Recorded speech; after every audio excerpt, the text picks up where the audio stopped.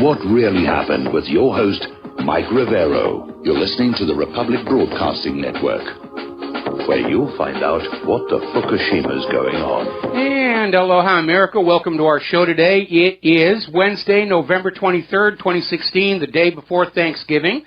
And this will be our last live broadcast this week, as I've mentioned many, many times before. The phone lines are open, 800-313-9443. Mike is in our control room, twiddling the dials, keeping us out of trouble, and ready to answer the phone when you call on in. The lovely Lady Claire will be joining us in hour number 3 today. So we got a lot of stuff to talk about. Let's get right into it.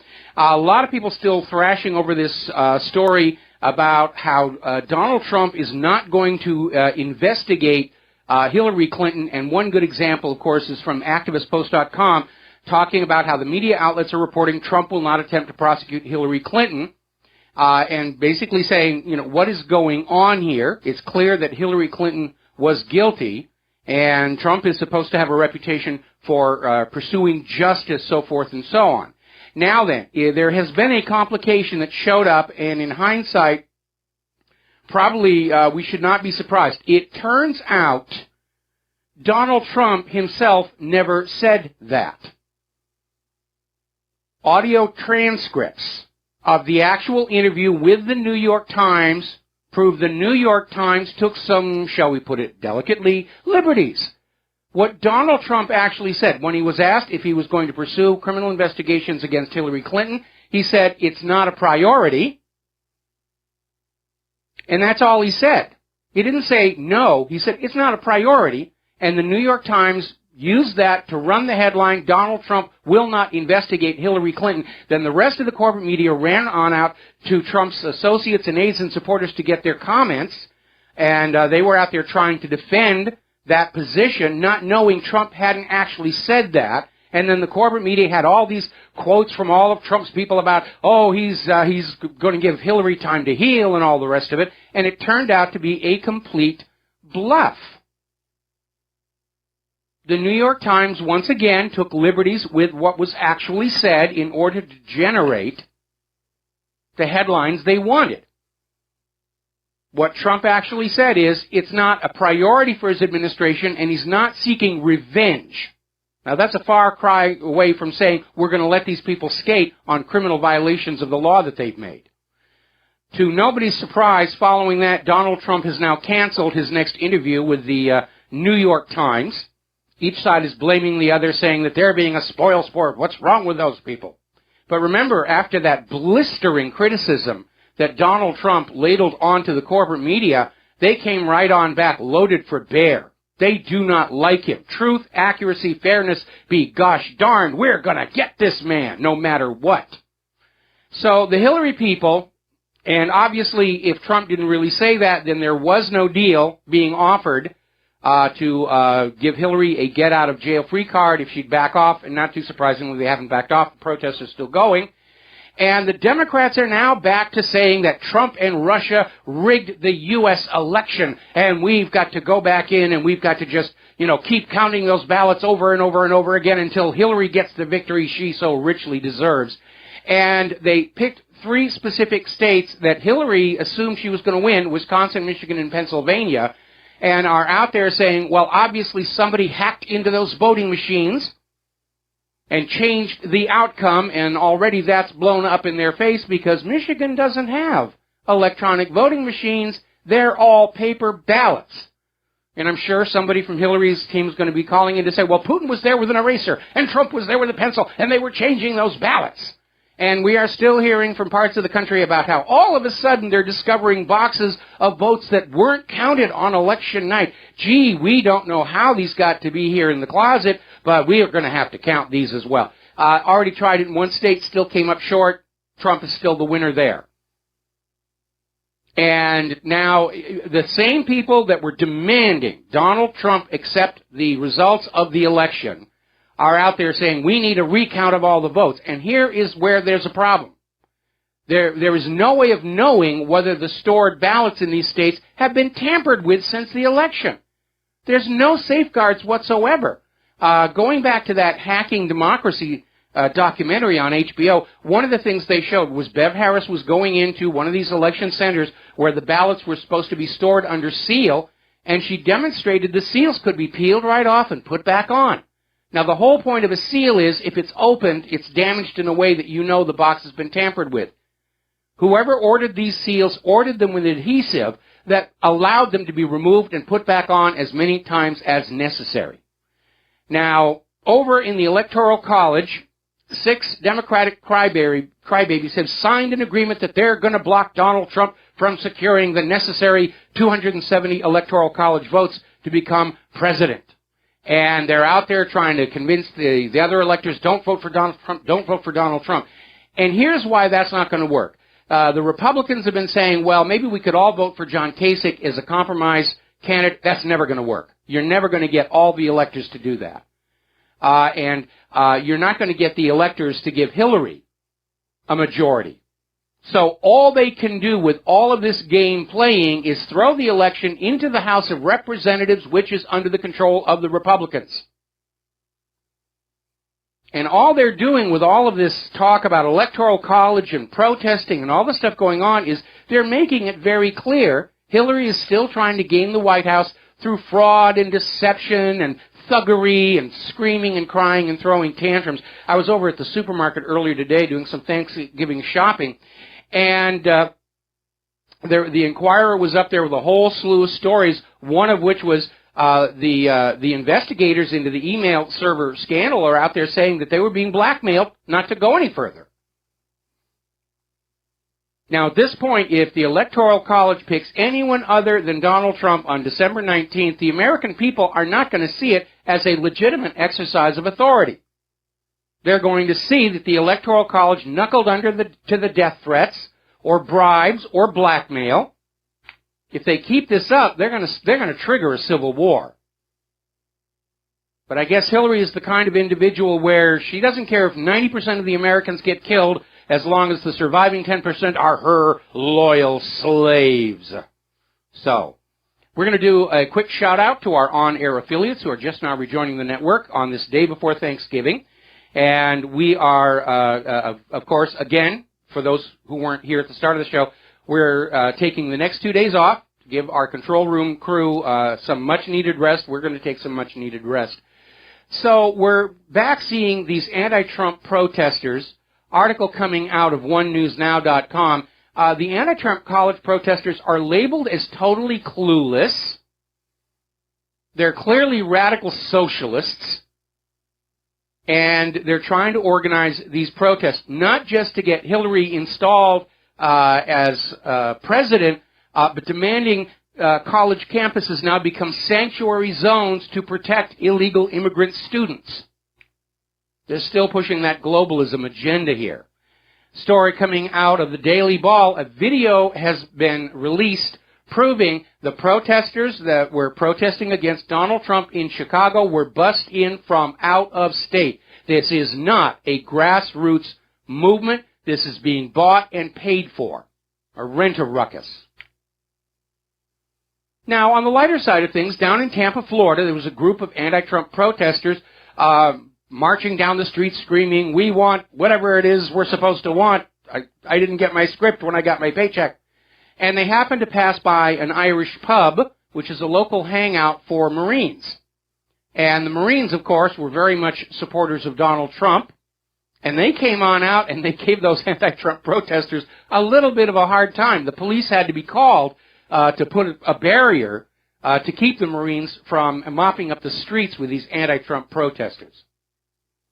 Another video came on out, anti-Trump crowd chanting, "What's better than 11 dead cops? 12 dead cops." And this gets back to something I was saying before when everybody was talking about this being the start of a color revolution. Any protest, any revolution, any group that seeks to change things anywhere cannot do so without the sympathy and support of the public. And apparently these anti-Trump protesters don't understand that. And they're out there committing vandalism, burning cars, beating people up, talking about killing cops. They're not presenting a sympathetic image. They're not going to get any public support for what their agenda is. At this point, they just seem to be scenery, leading to Hillary's attempt to corral the Electoral College or find some other skullduggery to get into the White House. Okay. I have to respond to something in the control room. Now then, getting on to Donald Trump and what he's doing. At this point, it is prudent to ignore all the proclamations about who Donald Trump might pick or is considering picking for this or that position in his administration, because most of those have turned out to be flat out wrong, wishful thinking. In many cases, they're basically media campaigns by people who want those jobs and hope to create a surge of support so that Trump will say, wow, everybody seems to think that, having Mitt Romney as Secretary of State would be a great thing, so let's give him a consider. And obviously, I disagree with that. Apparently, Donald Trump is actually considering Hawaii's own Tulsi Gabbard as Secretary of State. And she is very pro-peace. She does not like the idea of wars and interventions and all the rest of that stuff. So that would be a good thing. Meanwhile, actually, he's named his new Secretary of Education. Claire's going to have that in her segment of the show. Now, down at the Southern Poverty Law Center, they have come out with an observation that Donald Trump's expression, drain the swamp, is somehow racist. And I'm not sure exactly how they're getting there. Of course, the SPLC and the ADL were saying, Make America Great was racist. So they're just out there flapping their gums and trying to get things done. Oh, the tantrum crowd is finally showing up here.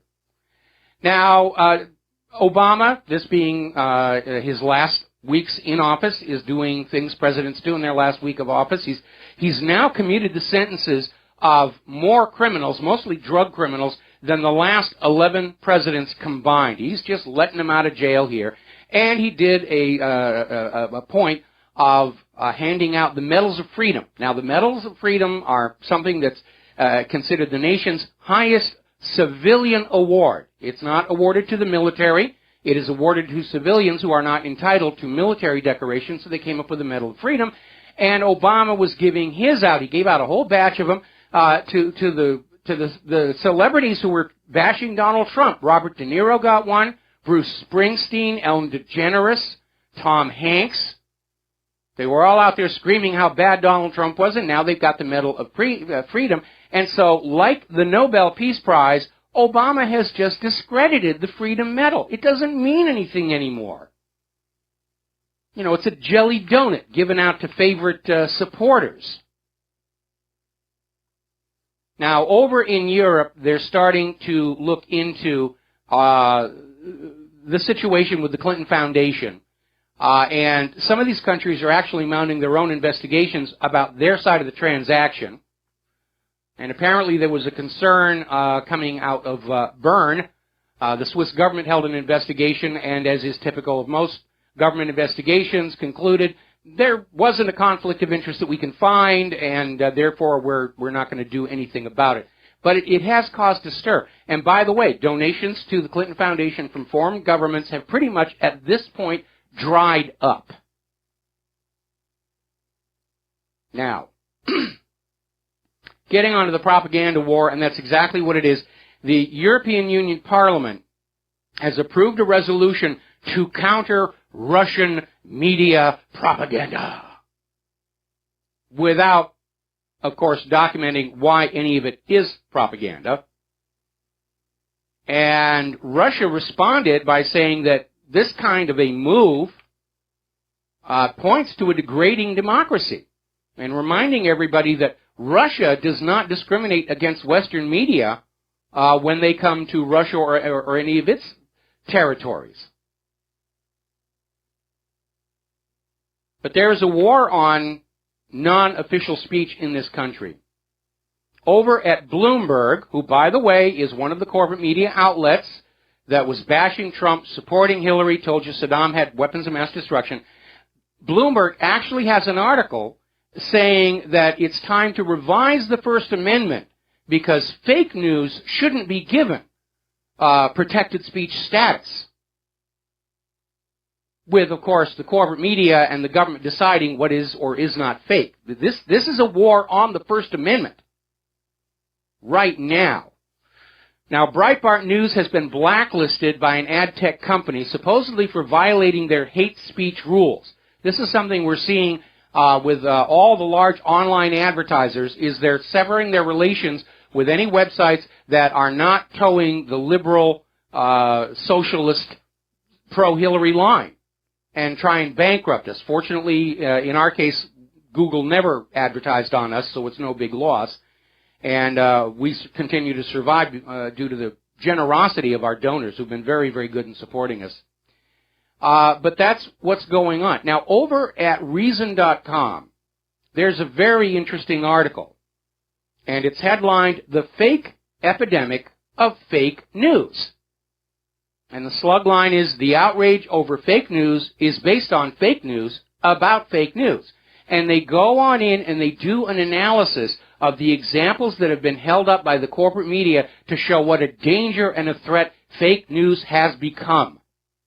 And they basically tear it apart, showing that the corporate media is cherry-picking stories from websites that are a little bit less responsible than the major players in the independent media, and then showcasing them and say, see, this is what they're all about. That's like reporting on a black man stealing a car and using it to declare all black people are car thieves, which wouldn't go very far.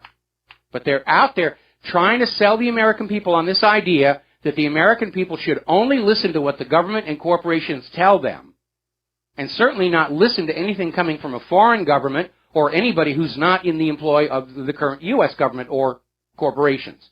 But I think the world has a somewhat different view, because an official in the Japanese government has come on out saying that there's no point in making policy based on anything in the American corporate media because they are always wrong. So we're already starting to see the entire world shunning the American corporate media as being untrustworthy and unreliable. And I would remind you all again of that story we had earlier in the program, where it turns out Donald Trump did not in fact say he was not going to have criminal investigations of Hillary Clinton. What he actually said in a New York Times interview was, "It's not a priority and I'm not seeking revenge." And the New York Times wrote the headline, "Donald Trump will not investigate Hillary Clinton." Everybody else ran with it. Boy, talk about fake news. It really is absurd. Now, turning into the war zones. Oh, and by the way, we're going to be kind of loosey-goosey on the phone calls today, and if you've got something you want to be thankful for, tomorrow being Thanksgiving, call on in with that. I'm certainly thankful that at least so far we have prevented Hillary Clinton from stealing that White House. Obviously, though, that game is still very much afoot. Now, turning to the war zones, 4 more Syrian settlements have now signed reconciliation agreements with Damascus. More and more, Syria is coming back under the control of the Syrian government, and bit by bit, the U.S.-backed terrorists are being forced out. The U.S. is losing Syria as badly as they lost Vietnam, and that's something Obama didn't want on his legacy. We had that writer came out the other day saying that Obama dearly wanted a victory in Syria to go out of office on. Meanwhile, we're still seeing these demands by the U.S. government that Syria create autonomous zones for people to live in, basically forming little tiny countries and breaking up Syria that way. And, of course, Damascus is saying, no, we are Syria. We're not going to have autonomous areas. What do you think Washington, D.C.'s reaction would be if somebody came on in and said, well, we think there should be autonomous zones inside the United States where the federal government no longer has any authority? All right, we're going to take a break for commercials, and we'll be right back. And aloha, America. Welcome back to the show here, and we are getting reports that NATO is now training the Ukrainian army in how to commit sabotage. Remember, some Ukrainians snuck into Crimea and kidnapped 2 Russian soldiers. They're going to be put on show trials, trying to provoke Putin, trying to get the war going before Donald Trump can get into the White House. And it's a very, very intense situation. Now, Kiev is threatening to cut off the water supply to the Lugansk People's Republic starting December 1st. This constitutes a war crime, collective punishment.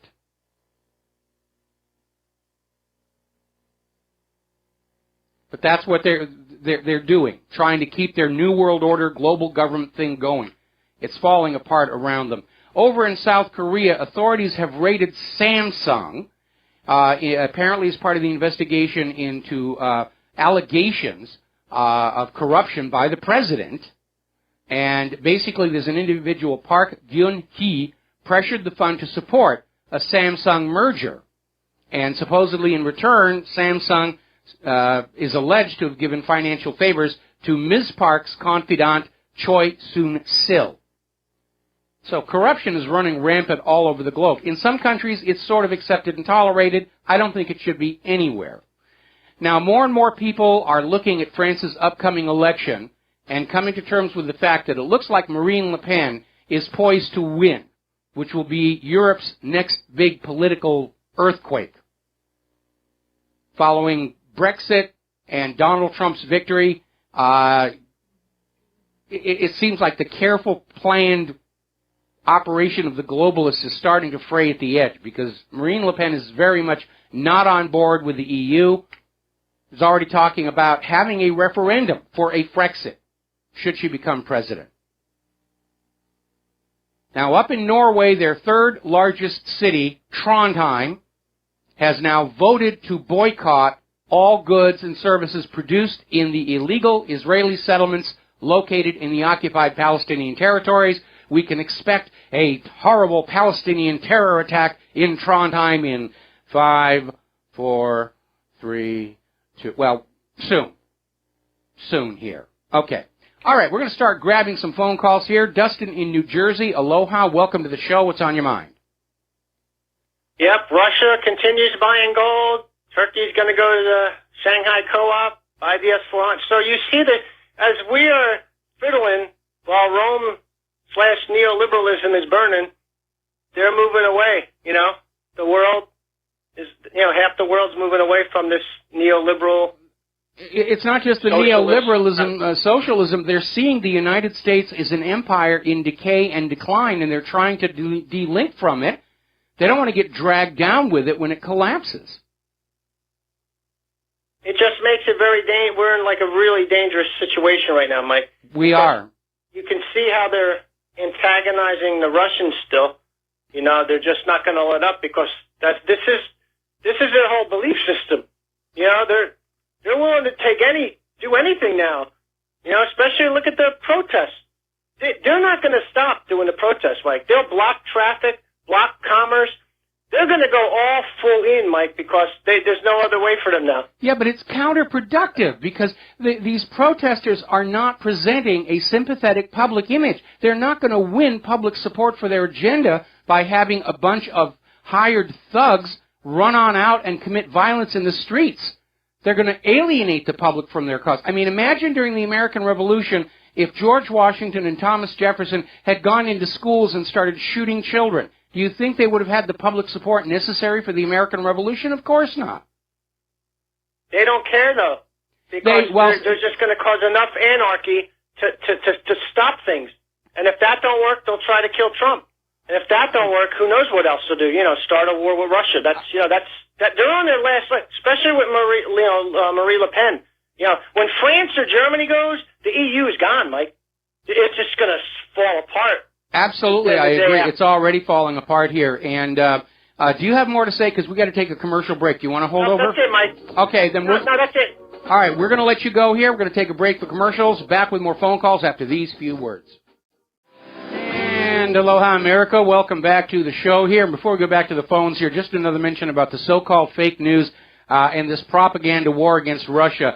As you know, this list of fake news websites that was put together by this liberal feminist Hillary-supporting professor with 0 qualifications, and she basically got the list from another website. That one kind of fizzled because there was no backing for it at all. There's a new one out now there, a list of the propaganda websites that are confirmed spewing Russian propaganda, and I'm glad to say that What Really Happened made the team. I'm going to get a little chenille letter and a Letterman's jacket and the rest of it. Okay, we're going to go back to the telephones now. Tim in Wyoming, aloha. Welcome to the show. What's on your mind? Hi, Michael. Thanks for taking my call. I appreciate it. Now, I wanted to mention, you were just talking about the Medal of Freedom. Yes. I happened to catch a little bit of that on C-SPAN, unfortunately, for me having to see Obama's face there. But when I saw the smug expression on his face, it just made me want to throw something through the television. It really did. Mm-hmm. It was sickening to see. And the people and the statements that were being made about people that were being given that medal, which it was Ronald Reagan who invented that, unless I'm mistaken. He was the one who decided for the idea of the Presidential Medal of Freedom. And I think that until at the end of Carter, maybe, or the end of, no, I guess it might have been. Yeah, it might have been the end of, no, not Carter. I can't remember. Anyway, I think it was either might have been the next president, and then it started falling off as far as the quality of the people that were receiving that. Yes. I know Louis L'Amour was given one. Actually, I think Ronald Reagan himself gave one to Louis L'Amour. Well, here's my question. Here's my question, okay? What have any of these people, Robert De Niro, Tom Hanks, Ellen DeGeneres, and the rest of them, what did they do that actually increased freedom in this country? That's the question I want to ask. Oh, well, obviously we know the answer to the question. Unless we take the filmography of some of these people, we take their collected spewage of whatever you want to call it. We collect that together and maybe winnow out the chaff. We might end up with 10% of that being decent. But, some of those people, I mean, for Bill and Melinda Gates to receive the Presidential Medal of Freedom, when all they're doing is promoting globalism, abortion, and forced vaccinations around the world, that's sickening. It's sick. I agree. But the expression I hate to even call the person in the White House right now the president, but that is the title that we've given him. Mm-hmm. But for us to say to that person, we believe that you're correct in giving this to them, it's just, anybody who thinks that that's true is messed up in the head. But I want to say that about that. But then you talk about the fake news. Now, you're aware of who Larry Klayman is, right? Oh, yes, very much so. Okay, Larry Klayman's website is considered to be fake news by Google. I receive his email alerts. I mean, he sends out a plethora of letters. He sends out multiple letters a day, it seems like. It seems like that's all he does is sit and write letters and files lawsuits, which I'm happy that he's doing that.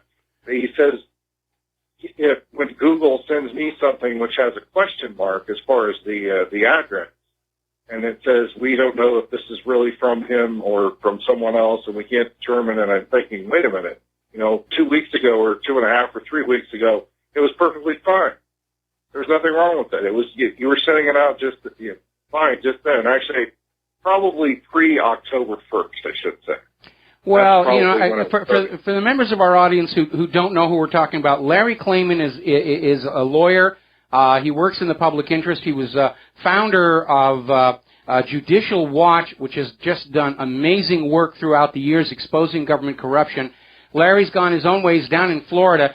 He actually had an ironclad RICO lawsuit ready to go against the Clinton Foundation. Unfortunately, had the bad luck to have the case assigned to a Clinton-appointed judge who threw it out of court without even considering its merits.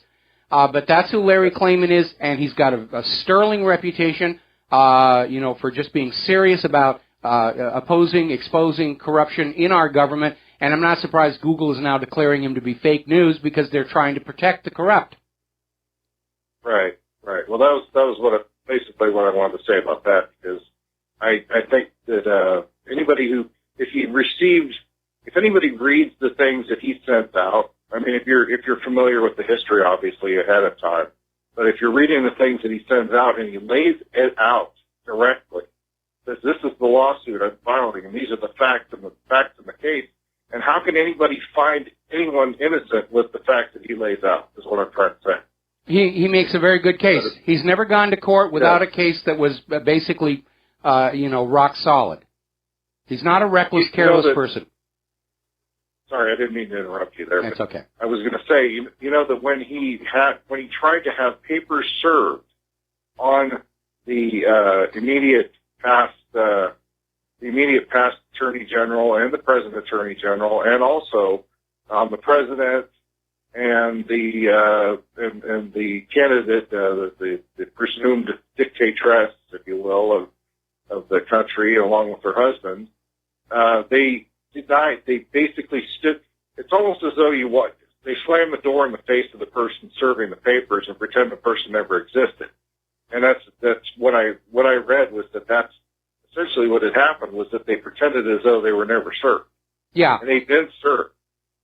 So, I mean, he says he'll continue to fight for the American public, and I hope that that's the case, because if the American public, okay, before I go on about the public's intelligence or lack of, the American public is mostly fed propaganda, as we all know, and if there's even 5% of truth in the news broadcast, it's still skewed, no matter how we look at it.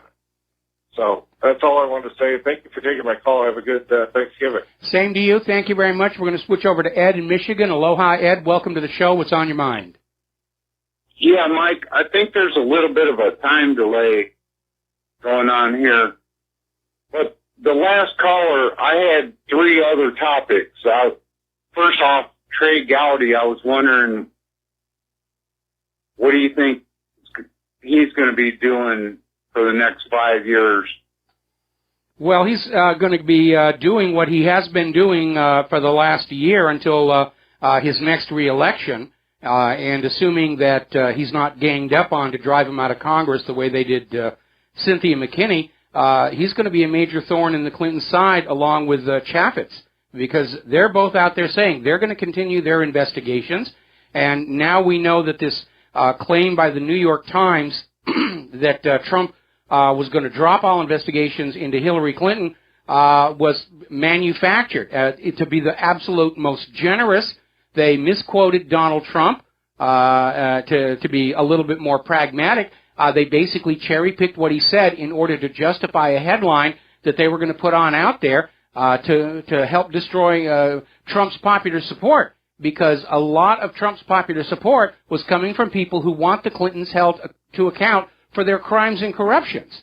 And, if they are getting ready to do some kind of a Hail Mary pass at the Electoral College, the big task between now and then is to make Trump look like really bad and Hillary look really good, so that the American people will say, well, okay, I guess the Electoral College had the best thing in mind. It's not working, again, because all of these anti-Trump protesters are just, they're coming across in the media as thugs. They're trying to limit video coverage now, and we're just being told what wonderful people they are by the corporate media. But anybody who's there with a camcorder, who isn't being beaten up, by the way, is showing these people for what they really are. And they're not presenting a sympathetic public image. Well, that's what I'm saying. He's like you. He knows all the right questions to ask. Okay, that's all I got there. Mike, now I know some very, very well-educated people, actually family, and we talked about the Trump-Clinton thing this summer, and they were like, I don't know anybody that's going to vote for Trump. And these are, well-educated people, MSU graduates from, living out in Seattle type. Well, they're all the liberal the liberal bastions in you know, I mean, Hillary did very well in those urban cities and liberal universities and everything. The rest of the country went for Donald Trump. And I got to tell you, I'm already wondering how many of tomorrow's Thanksgiving dinners are going to turn into food fights because of this rancorous election. Right. Oh my God, there's giblets everywhere. The last caller. Now, you can have a rock solid case, but if you don't bring it in front of the court under the conditions, we talked about this before, if it's not brought in front of the court, and if you say the wrong thing, they can throw it out. And I'm thinking that's what happened in the Larry Klayman. Oh, there's no question. The judge that he was assigned, supposedly at random, was appointed by President Bill Clinton, and just ejected the case right then and there. Didn't even look at the merits. Larry Klayman never even got a chance to present his case. I don't know if he's going to try and refile it in a different venue. But we know our entire system is corrupt from top to bottom. When you look at how corrupt the Clintons are, do you think they appointed anybody to the bench or offices or U.S. attorneys who were not equally as corrupt? But Mike, if it's not, if they see words like back in the Latin language and stuff like that, if words are brought wrongly in front of the court, it makes a total difference in the way the case is going to be handled. Well, there's a few Latin phrases that get used around, but, you know, our courts do their business in English, which is the language of the land here. But again, in this Larry Klayman case, the RICO case against the Clinton Foundation, the judge didn't read the case. He just said no and threw it out. That's it. Anyway, Ed, got to let you go. Okay. You had one more topic about John F. Kennedy? Oh, yeah. But real quick.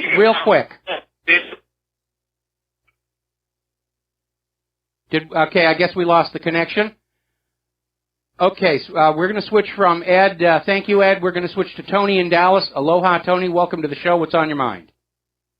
Hey, Mike. Hey, thanks for taking my call. I've been listening to you, actually listening to RBN for about a good 6 to 7 years. I think you maybe left once or twice. But I'm glad you're back. Usually listen to you guys overnight as I drive, but I said, you know what, I'm going to have to get in on this conversation, get up out of bed and get on this conversation. But this thing about the fake news, you know, have you heard of the National Enquirer? If that ain't fake.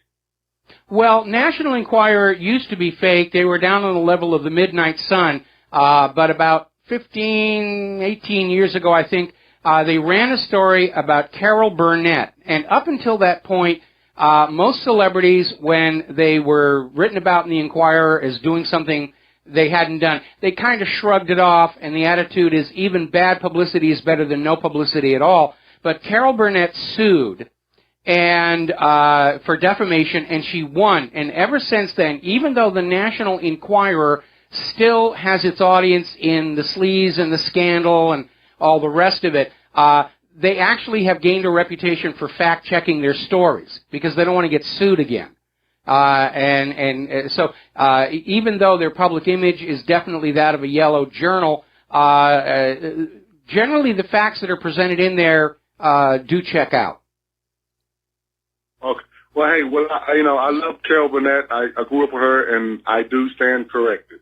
Yeah, well, she's a wonderful lady. I had the pleasure of meeting her when I worked at CBS Television City, and she is every bit as nice in private as she comes across in public. All right, Mike, that's all I have. All right, thanks an awful lot. We're going to let you go and get back to the news. Let's turn to the economic news. One of our callers before had mentioned this briefly.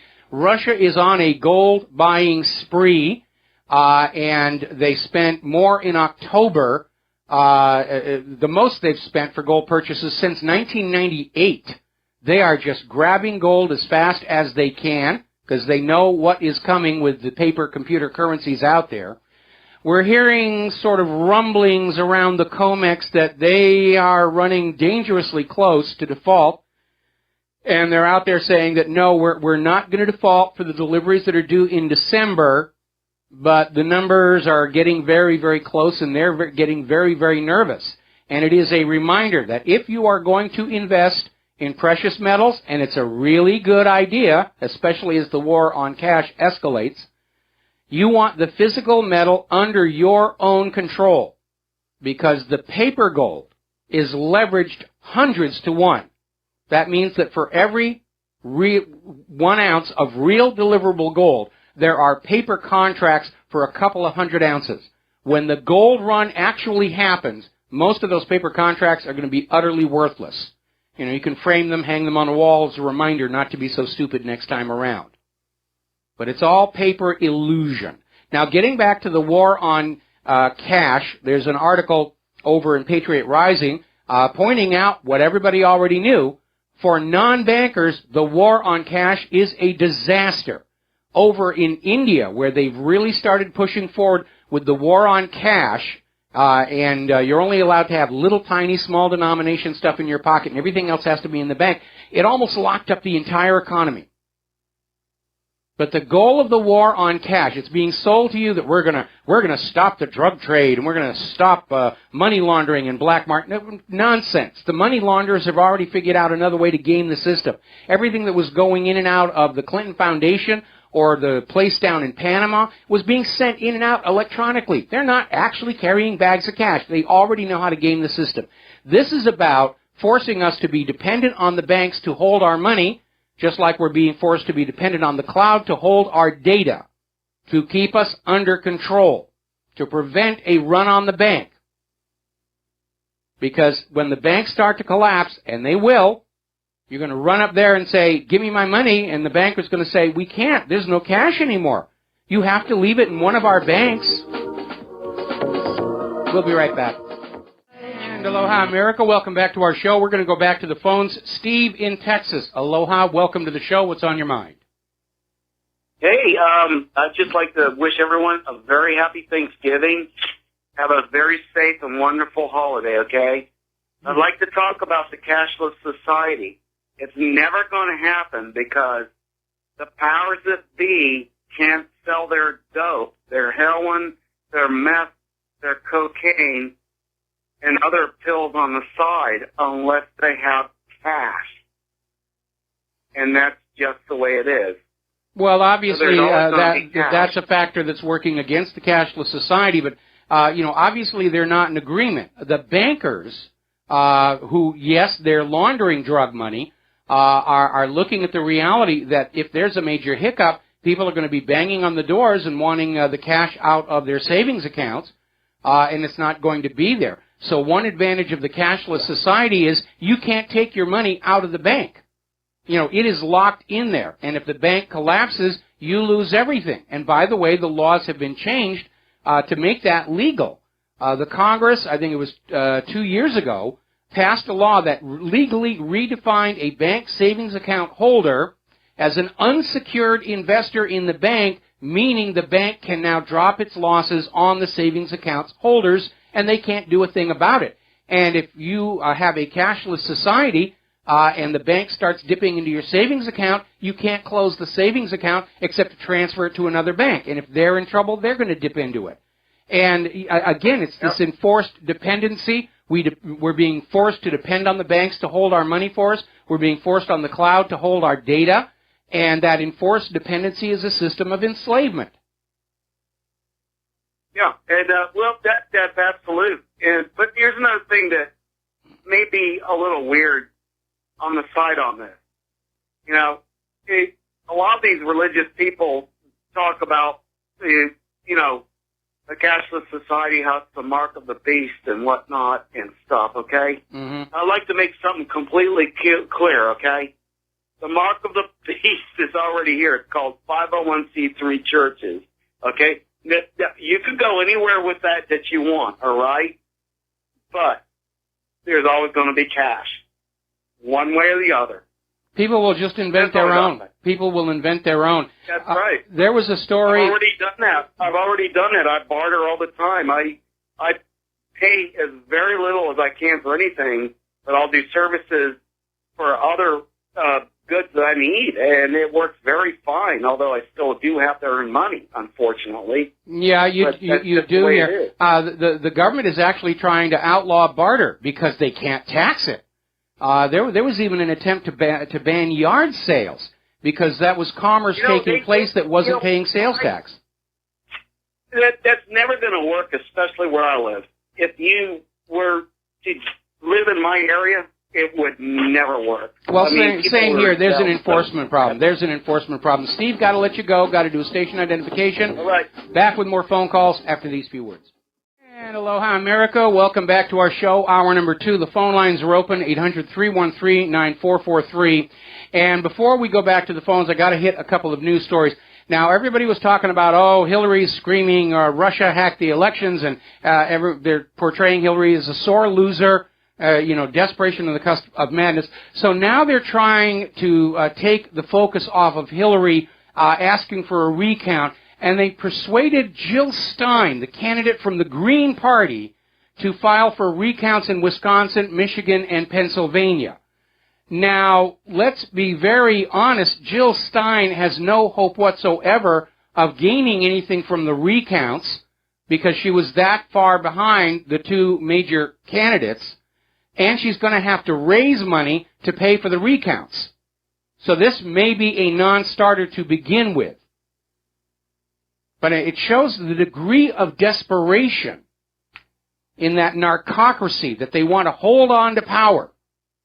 By any means, fair or foul, emphasis on the foul. A couple more stories from the economy, then we're going to go back to the phones here.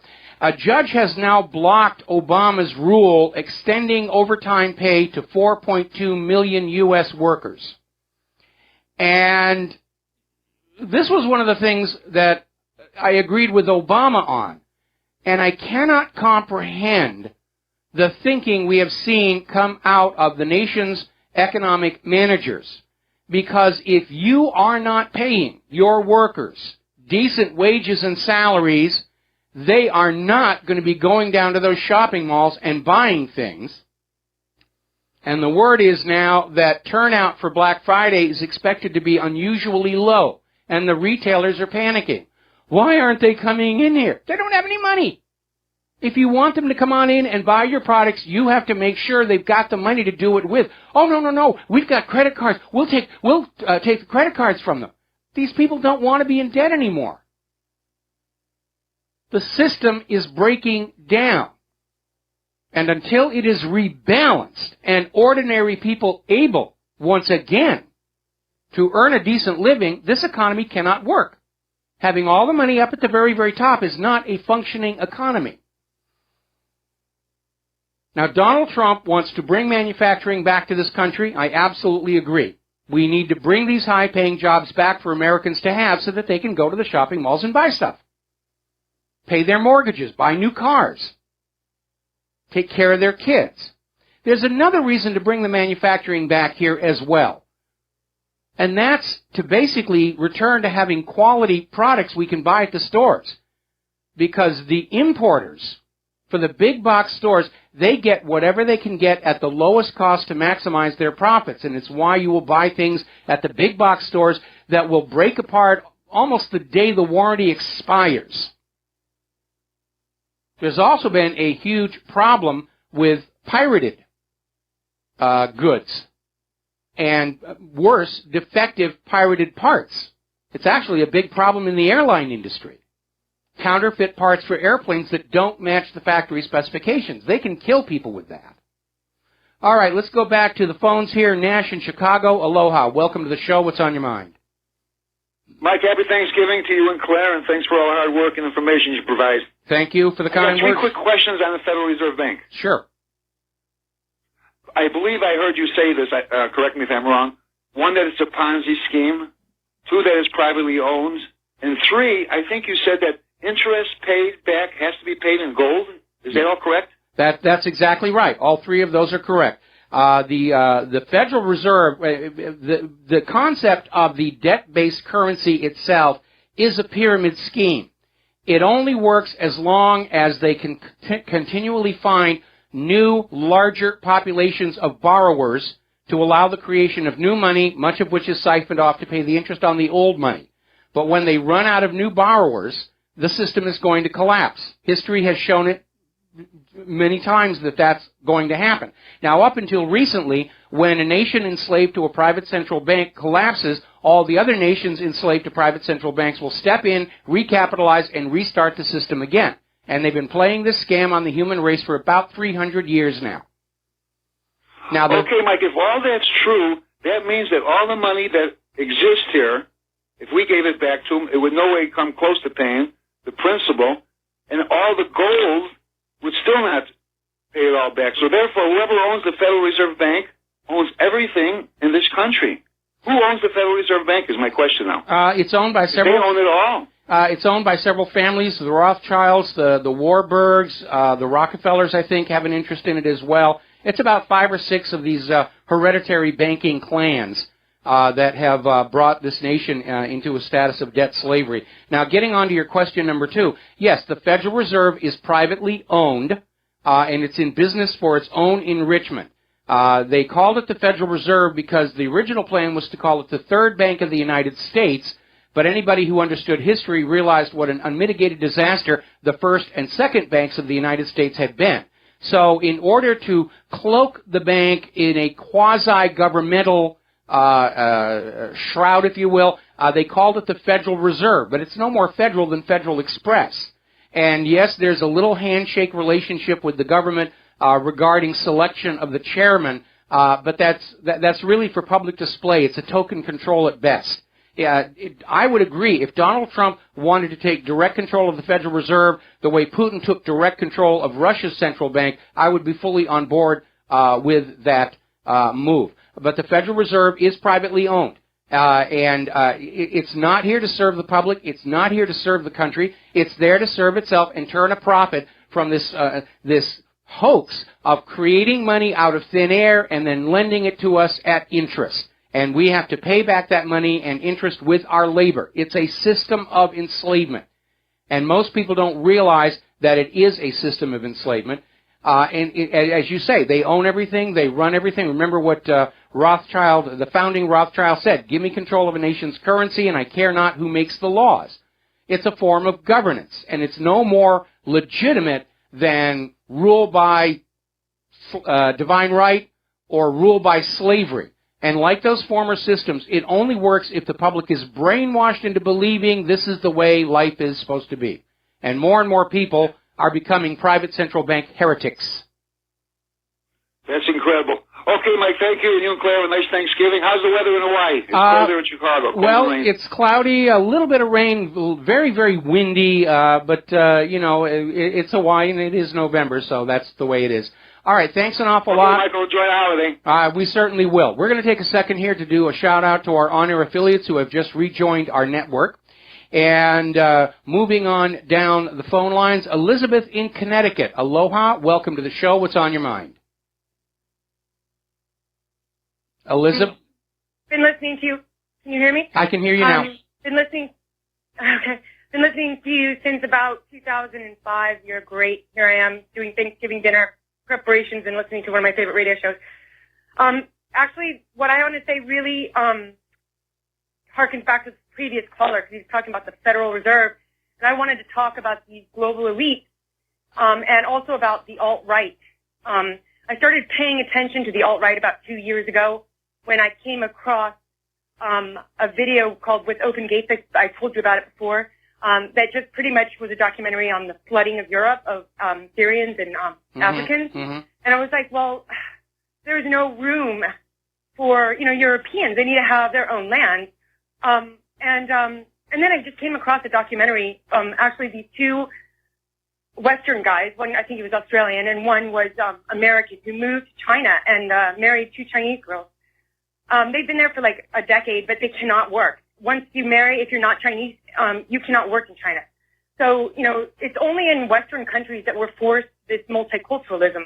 And it's not, right now CNN and they're all spouting white supremacy. I've watched these people. They're not supremacists. They're talking about the ethno-state, just like Israel has an ethno-state or China has an ethno-state. And, America was like that pretty much 90% until 1965 and the Art-Celler Act was pushed. And then I just wanted to ask you, have you ever read the Talmud? I've read portions of it as part of my research. I haven't read the whole thing though. Can I back up here? Well, I've read. Can I back up on something here on this white issue? First of all, if you're getting ready to cook your turkey for Thanksgiving, my little helpful hint is in the stuffing you add a quarter cup of popcorn, and then you put the turkey in the oven, and when it blows its rear end off, it's done. Okay, that's my helpful household hint for Thanksgiving Day. Now then, I'm looking here at some screenshots that were taken of Wikipedia. This is Wikipedia's definitions for the following terms. Black pride, their definition. Black pride is a movement encouraging people to take pride in being black. Okay, then we move on to gay pride. Gay pride, or LGBT pride, is the positive stance against discrimination and violence toward lesbians, gays, bisexual, and transgender people to promote their self-affirmation. Next one, Asian pride. Asian pride is a positive stance to being Asian American. Then you go down to white pride. White pride is a slogan primarily used by white separatists, white nationalists, neo-Nazi, and white supremacist organizations to signal their racist viewpoints. Can you say bias here? I mean, we have all these other. We have all these groups like, blacks are told to be proud that they're black, and Asians be proud you're Asian, and gay be proud that you're gay. And I don't have a problem with any of that. My problem is when white people want to be proud for being right, they're screaming, you're a racist, you're an enslaver, you're a plantation owner. And I get really sick and tired of that, especially when you consider my ancestors ran a station on the Underground Railroad helping escaped slaves get to Canada. So stop screaming at me that I'm the descendant of slave owners, because I'm not. Anyway. Yeah, and also we're not the only culture that enslaved people. Almost all cultures enslaved people, and we were the first to free the slaves. So, I mean, the hypocrisy is shameless, and it is very, kids, I want them to have a decent future. But anyway, I want to just go on this hypocrisy. And about the Talmud, it's a very hateful document about all other races besides the chosen race. Yes. And these people at the SPLC and the ADL, they go off any white person who shows any, desire to maintain, pride in their heritage. All of a sudden they're these kooky kooks. And it's just totally wrong. It's got nothing to do with the Talmud, okay? The idea of the globalists is they want to destroy the regional, historical, and cultural identity of everybody on Earth, blend them all together to make them easier to control. Because if you don't have a solid sense of who you are and what your place in the world and place in history is, you're easier to control. That's why we saw the attacks on the Confederate flag. We're seeing the flooding of Europe with all these Middle Easterners, the refugees and illegal immigrants into the United States. They're trying to erase this idea of a regional identity in order to bring us under their control. And it's backfiring terribly because, like everything else coming out of the liberal philosophy, it's based on that intellectual fraud of an idea that you can re-engineer the thoughts in the human brain by changing the environment around them. It's never worked. It never will. It's based on an intellectual hoax. Margaret Mead's Coming of Age in Samoa. Yeah. Just one thing, though. I don't think it's across the board. I don't think they're doing it in China. I don't think they're doing it. I think it's really pointed at Western peoples, at Europeans in particular, and that's what's concerning me, because I don't see them, even with the pride issues, they're not concerned with other races. No, they're basically trying to get rid of the one group most able to stand up and resist the rise of an oligarchical structure. And, and that's what it's really all about. Anyway, Elizabeth, gotta let you go. Got a bunch of callers, got a bunch of news, and we're getting short on time here. So we're going to switch over to John in Rancho Cucamonga. Aloha. Welcome to the show. What's on your mind? Good afternoon, Mike. A great show again as usual. I discussed with your call screener there that I had one topic, but I just wanted to make a secondary remark about Donald Trump, depending on how much time you give me. So, first things first, one of your previous callers had stated that the mark of the beast is already here, and he gave us his interpretation of that. The 501c3, which is a section of the Title 26 of the U.S. Code, known as the Internal Revenue Code, and I agree with him that that has done a lot of damage in this country. But in my way of thinking, that's not really the mark of the beast. The mark of the beast, in my opinion, is that it prevents commerce from taking place unless it's complied with, is really the Social Security number. I cannot get employed without giving a Social Security number. This has been going on for many years.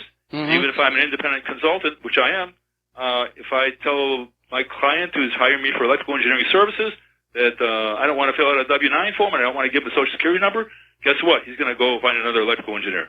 Well, first of all, I hate to be the one to break this to you. It's no longer called the Social Security number because Social Security is bankrupt, and they're going to be cutting off those checks really soon. It's now called the Taxpayer Identification Number, meaning that the money goes from you to them, but don't dare expect a penny of it to come back anytime soon. Well, you're absolutely right about that. I didn't think you were going to go into that. On the W-9 form, they do allow for the fact of the existence of a Social Security number, and they do put it in the area where, when you put your Social Security number in there, it's under taxpayer ID information, where you say you're volunteering to be a taxpayer. Anyway, the second point, Mike, was that about Donald Trump. If he can slow down what's going on here with the globalism and the one world government. And if he does some of the things he says he's going to do, as far as the law and so forth, that would be something. And I think we should, count our blessings. I don't know that. Oh, I agree. I agree. Donald Trump on his worst day is still far better than Hillary Clinton on her best day. The alternative. That's correct. And the thing is, unless and until we get control of the banking system, the central banking, where they make money out of nothing and then sell it to us for a certain amount of cash, and until we get the courts under control and have honest judges and until we can get the lawyers out of everything and address their issues with pledging an oath to a foreign government, we're not going to quite get our country back in. I think there's time to do that yet. John, let me share an insight from project management theory. Okay, you don't start out and say, we're going to do something really, really grand. You take the task that you want to accomplish and you break it into little, tiny, manageable, solvable tasks, and you do them one at a time. And yes, we'd like to see all these changes in the United States, but what's the first thing we need to do? And that is bring back an honest, verifiable election system. Sure. Well, that's fine. I was looking at the end result, Mike. Not starting with that. I'm just saying. Okay. We'll get to the end point. Hopefully we'll have time to do that. All right. Well, John, thank you very much, Mike. Thank you for the phone call. We're going to switch over to Andy in Texas. Aloha, Andy. Welcome to the show. What's on your mind? Hey, Mike. Well, hey, back in the 70s, they used to show us that gold in Fort Knox and whatnot. And since then, we haven't seen anything since Nixon took us off the gold standard completely and whatnot. My question is, we had a bunch of gold in the bottom of the Twin Towers and whatnot, and when Germany wanted their gold back, we sent them gold that was tungsten centered. And, no, hold it. You got some of your facts a little bit discombobulated. There was gold stored at the base of the World Trade Towers, but it disappeared the night before 9/11 happened. When Germany demanded their gold back, what they got was gold that was not their original deposited bars. And it's important to understand these gold bullion depositories are like safety deposit boxes. The actual item that you put in is the item you will eventually take out. What Germany got back were gold bars that did not have the original German hallmarks and stamps on them, and when tested, turned out to be much, much less pure. Now, the tungsten cord gold bars are a separate issue that was uncovered in Germany when they were taking investment gold bars and starting to assay them for possible jewelry use. And by the way, it's also happened in New York, where jewelry companies who are making jewelry are buying these investment gold bars as a source of gold, and they'll dig into them to be making rings and bracelets, and all of a sudden their drills break. So somebody literally robbed Fort Knox. I think we have to look for Auric Goldfinger driving around here somewhere. Andy, going to let you go. Got to take a break for commercials. We'll be right back. Aloha, America. Welcome back to the show here, and we're going to go back to the phones here. Kim in Missouri. Aloha. Welcome to the show. What's on your mind? We lost her. We lost Kim. All right, getting on back to the news here. Let's talk a little bit about the refugee crisis and immigration. And with a mind to my comment before about the goal of the globalists is to destroy human sense of a regional, cultural, historical identity. Because if you don't have a strong sense of who you are much easier to control. So we're looking over at Germany, and almost half of Germans are now of the opinion that all of this refugee migration is undermining their society. It's turning into something other than Germany. The nation that they grew up in, built, and loved is vanishing before their very eyes. And that is exactly what the globalists are trying to do all over Europe and here in the United States of America. And in these last few weeks of Obama's administration, they're keeping the gates wide open and continuing these various abuses. Apparently over in Philadelphia, which is maintaining their sanctuary city policy, the Philadelphia police refused to hand over an alleged child rapist for deportation, was here illegally, raped a child, and the police let him bail out. He's back on the streets. I have to wonder at what point the citizens of these various sanctuary cities are going to have had enough and start marching on City Hall and say, this city belongs to those of us who live here and work here and built this place, and it's not to be taken away from us and given away to people who couldn't make it in their own countries. And that's the reality of what's going on here. They have been surveying all these refugees coming into Europe. Only 13% of them are coming from the war areas. Everybody else is just taking advantage of the open borders to come up into Europe and get free stuff. Now, down in Nassau County, Florida, a sheriff's deputy, Eric Oliver, was struck by a vehicle full of illegal aliens that was running from Border Patrol agents on Tuesday. If we didn't have this open borders policy, he would still be alive today. Now, earlier in the week, we mentioned how the Department of Homeland Security's Inspector General mentioned that some blank green cards have gone missing and expressed concern that these cards could be used to allow criminals and illegal immigrants and terrorists to remain in this country. Well, it turns out the problem was a little bit bigger than they let on, because now they're acknowledging it's 200,000 blank green cards have vanished,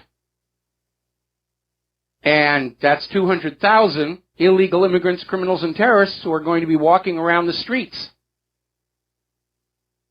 Meanwhile, in all of these sanctuary cities across America, we're seeing crime skyrocket.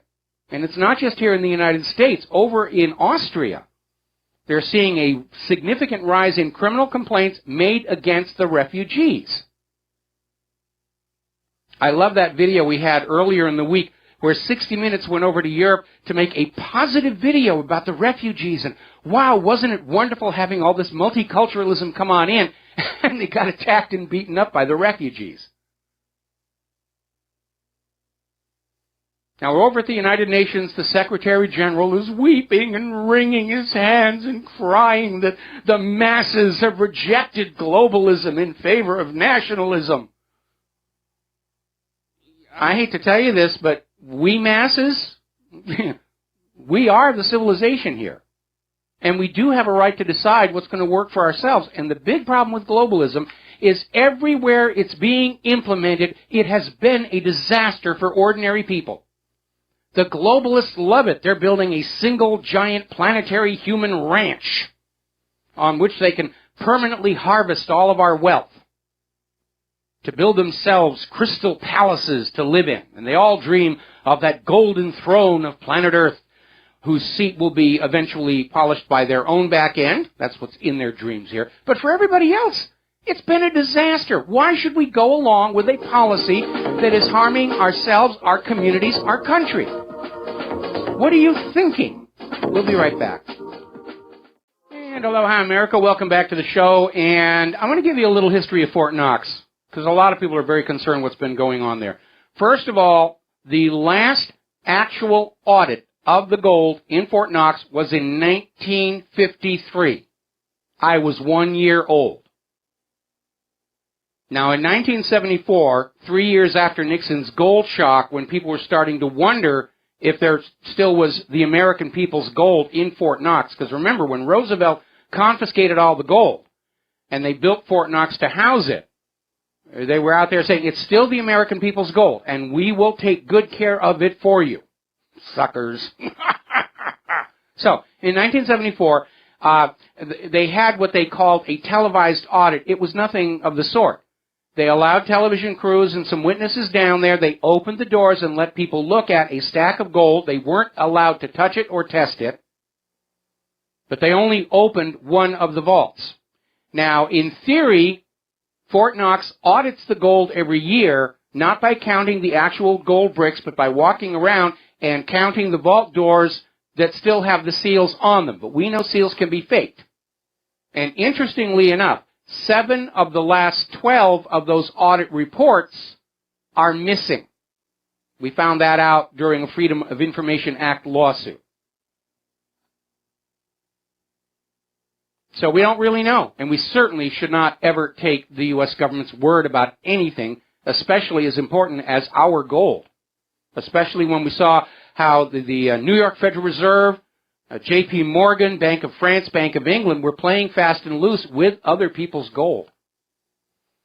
You know, a few years back, I got to do a couple of segments on History Channel's America's Book of Secrets, and one of the segments was called The Gold Conspiracy. And when it came on out, we were all denounced by all these financial writers. How could you even begin to say that we're not being trustworthy with other people's gold, and you know, that there might not be gold in Fort Knox? And over the last several years, it's come on out. Everything that we had in that show has been verified and vindicated. Gold prices were being fixed, along with LIBOR and everything else. Tungsten cord gold bars. How do we know that everything that's in Fort Knox isn't really gold-plated tungsten? Unless somebody goes down there, counts the bars, and runs an ultrasound test. We don't know. We're just asked to blindly trust the government, and that, of course, is the biggest mistake anybody can make. Now, moving on, you remember what I said about the anti-Trump protesters not putting out a positive public image to gain any kind of support? Over in Chicago, there was a video about how these 4 men beat up an elderly supporter of Donald Trump, left him on the ground, and stole his car. You know, we're doing this for love and Hillary and all the rest of this other stuff. Well, the good news is, apparently the 4, identified from the video that was shot at the scene, have now been arrested by the Chicago Police Department. Boy, if there's any group that ought to be sent over to that torture center the Chicago police were running, it's these 4. And let's find out who put them up to it. Okay. Now, getting into Brexit. Hang on just a second, because somebody just sent me a story. Apparently, Dallas is now on the verge of having to declare bankruptcy. Their pension plan is $7 billion short of meeting its obligations. They need $1 billion right now just to stay current, and Dallas' annual budget is only $3 billion. And this gets on back to that mortgage-backed security fraud on Wall Street that made all these Wall Street people insanely rich, and nobody went to jail for any of it.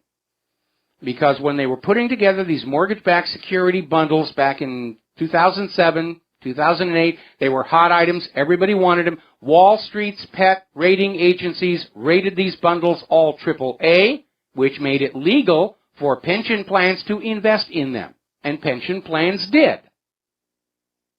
And then the whole fraud collapsed, and pensions all over America were defunded. And nobody has the courage to stand up and say, this is the fault of the guys on Wall Street. Instead, cities are being driven into bankruptcy. Or the managers of pensions are saying, oh, you guys, you're living too long. You were supposed to die 6 months after you stopped working for us. What is this getting into old age thing? If you're a loyal American, you'll commit suicide as soon as you're no longer useful to the corporations. Yes. Have faith and you'll be renewed. That's a reference to Logan's Run, the original movie, where you were only allowed to live to 30 years old. And after that, well, you were just too old to be of any use to anybody, and poof, you're gone. So getting on back to Brexit, we are hearing now that Virgin Group chief Sir Richard Branson is back-rolling a scheme to find some way to stop the Brexit. This is from a leaked memo. And they're going to bring back phony Tony Blair, the guy who lied Great Britain into the war in Iraq. They somehow feel that he's going to be the voice that will rally the British people to remain the slaves of the European Central Bank and let Brussels tell them how to live their lives. It's amazing here. It's kind of an oddball story. Over in Pennsylvania, a truck driver, Darren C. Walp, was on the road with a truck full of corn on a Gage County highway when he was notified by text message that his job had just disappeared. And so I guess Darren figured, well, you know, if I don't have a job anymore, I'm not going to do the job anymore. And he left 1,000 bushels of corn lying on the road. And unfortunately, they arrested him for creating a public nuisance, and he's bonded out of jail. But it shows, you know, I'm sure that a lot of bosses are thinking about how great it would be to text message somebody they've just been fired so they don't have to deal with the repercussions. Well, the repercussions are still going to happen. All right, let's talk about the Dakota Access Pipeline protests. Accusations are still flying back and forth over the young lady who has had her arm destroyed, probably going to have to be amputated by a concussion grenade. The police are saying, no, we weren't using concussion grenades. She was carrying a pipe bomb. There's another story that came out of Oraz.com. Apparently one of the protesters was shot in both kneecaps by Standing Rock police. It's just amazing. Now, there's a video that we have on the front page of WhatReallyHappened.com where Mandan sheriffs threaten to arrest water protectors. And the story is very, very simple. Okay? These two people were wearing Water is Life shirts. And they were just in this restaurant having lunch, and they weren't bothering anybody. And the two police officers asked them to come over to the table and then told them they had to leave the restaurant immediately or face arrest for disorderly conduct. And it's all captured on video. These people were not being disorderly. They were just minding their own business, eating their lunch, and the police call them on over and say, get out of the restaurant. You're being disorderly. We're going to put you in jail. And then the police wonder why they're not getting any sympathy from the American public when one of them gets shot.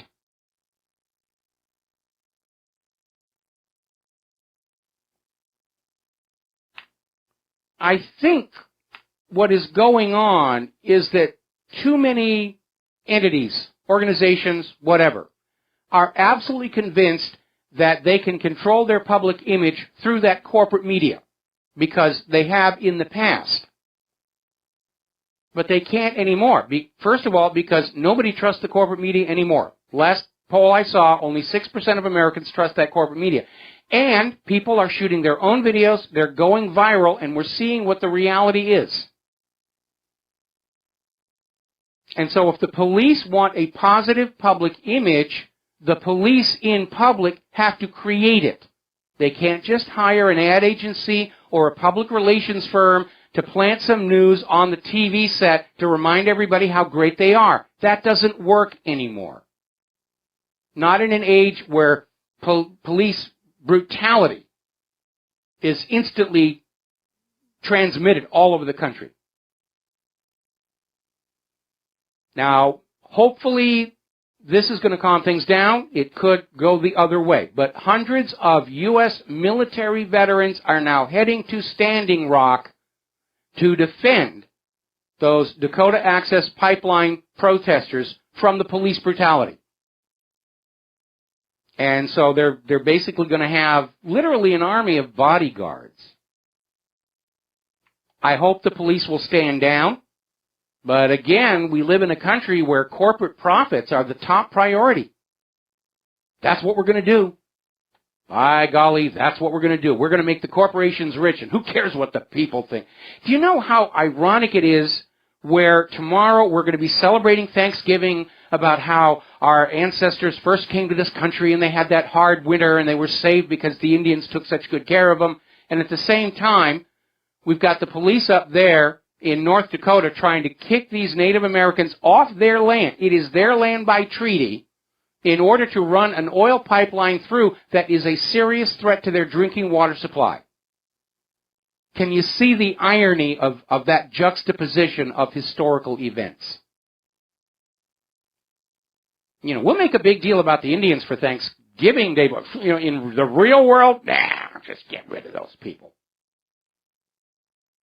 It's amazing. I mean, if you want to talk about war crimes and brutality, you look at the way the Native Americans have been treated. Things like the massacre at Sand Creek. Little historical footnote, I'll bet most of you didn't know. The massacre at Sand Creek was led by a Methodist minister. God wills it! God wills it! Kill him! Kill him! Doesn't the Bible say thou shalt not kill? Well, it doesn't apply here. Down in Australia, the state of Victoria has now issued a permanent ban on fracking. Good for them. Now, here are the unpleasant realities. Here in the United States of America, fracking has caused a huge amount of damage, contaminated drinking water supplies, killed the fish in lakes, ponds, and streams, triggered seismic activity all over Oklahoma and nearby environs, may have triggered the quake that damaged the Washington Monument, and they're not actually getting the volume of oil and gas out of these wells they thought they were going to. During that oil price war with Russia, the fracking companies were losing money. Some of them actually went out of business. It was a harebrained scheme, and it did not work. Now, a couple of computer stories, then we're going to take a phone call here. Skype has been down this morning for much of the United States, primarily in the northeastern states. Fortunately, obviously, since you're hearing my voice, we are able to Skype from Hawaii to Round Rock, Texas. But most of southern England, Spain, Japan, and Ecuador were having problems, as well as Moscow and St. Petersburg in Russia.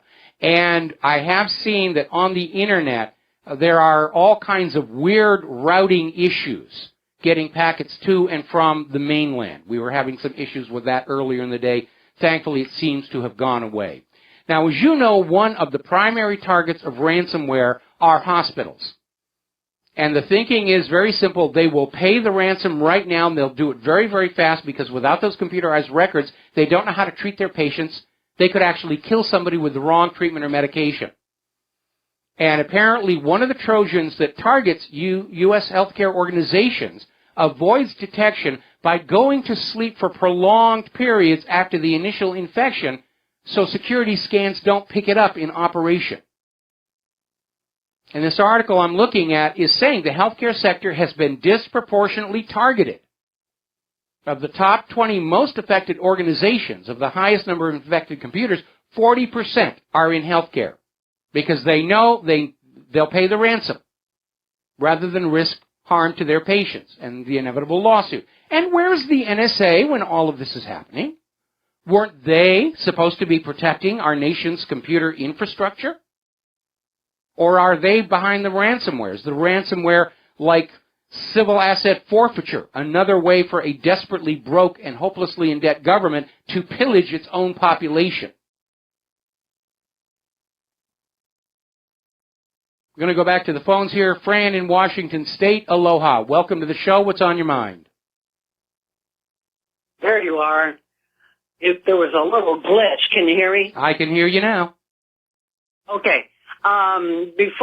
You're so quick. I'm calling for a comment on the Dakota Access Pipeline and the protectors and Donald Trump.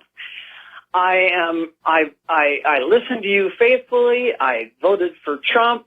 I think he's got a lot of right ideas, but I'm begging, please don't start your administration by running roughshod over the Sioux people. Something came across my desk the other day that somebody hollered at one of the water protectors and telling them to go home. I believe that land has actually been their home since before Columbus. Well, yeah. And if you saw 2012, before they were actually going to take off on these arcs, and the tidal wave is coming, and they closed the door on all the Chinese workers that built the things, and there was climatic scenes where don't start this new world by shutting the door and killing an untold number of Chinese that built these things. And then they open the doors and da-da-da-da-da. But it's like that with Trump. I mean, please work with the tribes. The narcocracy has ridden roughshod over all of our environment for way too long.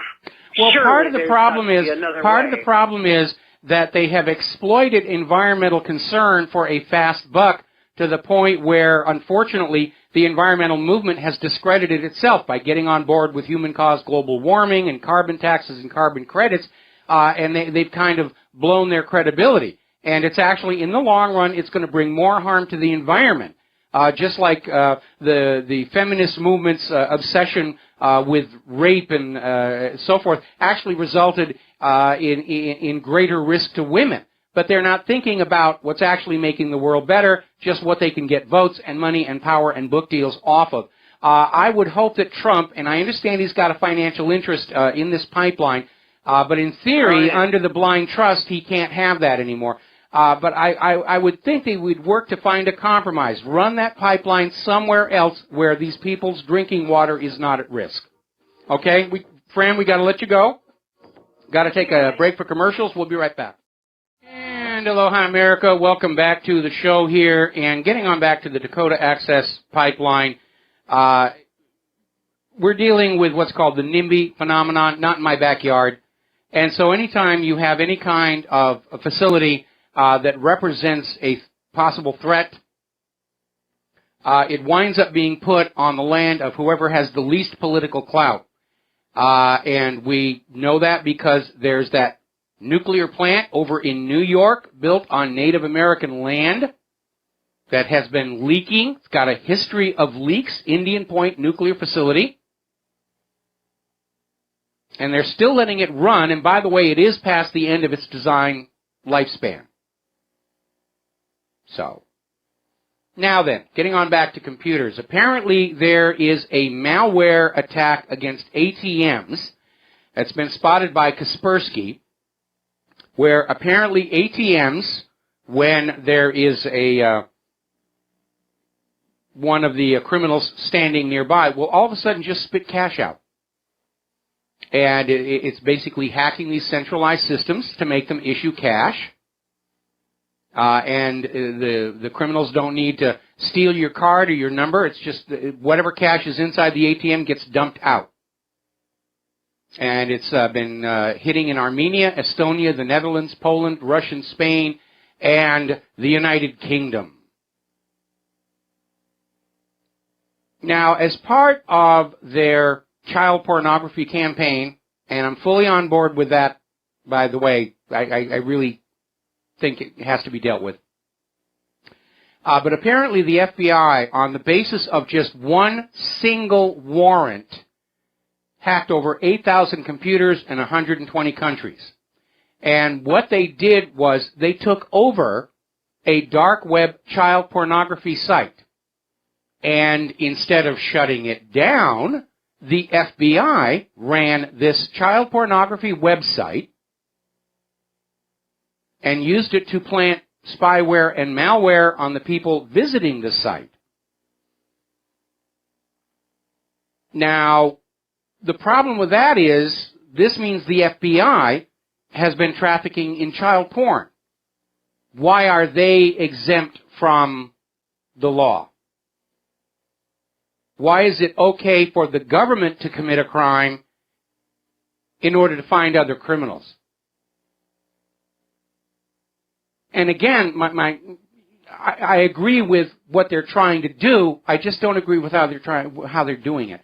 It's a little hypocritical. It's like when a motorcycle police officer pulls you over to give you a ticket in your car for not wearing your seatbelt. It seems less about public safety and more about finding another reason to grab your money.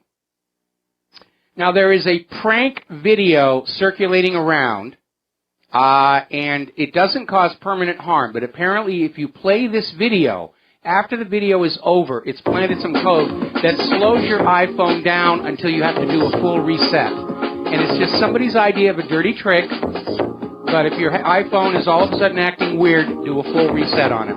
All right, there's the music. Got to take a break for station identification. Back with the lovely Lady Claire after these words. Aloha, America. Welcome back to our show, hour number 3. And for those of you watching on BAM User TV, this gorgeous creature sitting behind me is the lovely Lady Claire, who's going to share our third hour on this day before Thanksgiving.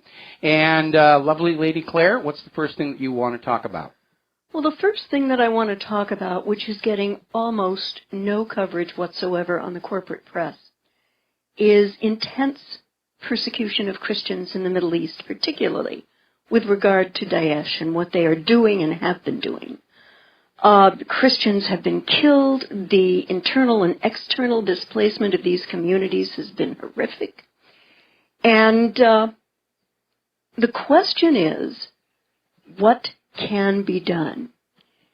And I think it's got to be a multi-pronged solution, because Daesh is using physical torture, deprivation of food, sexual humiliation and rape. Which they learned from what the U.S. was doing to the Iraqis over in Abu Ghraib.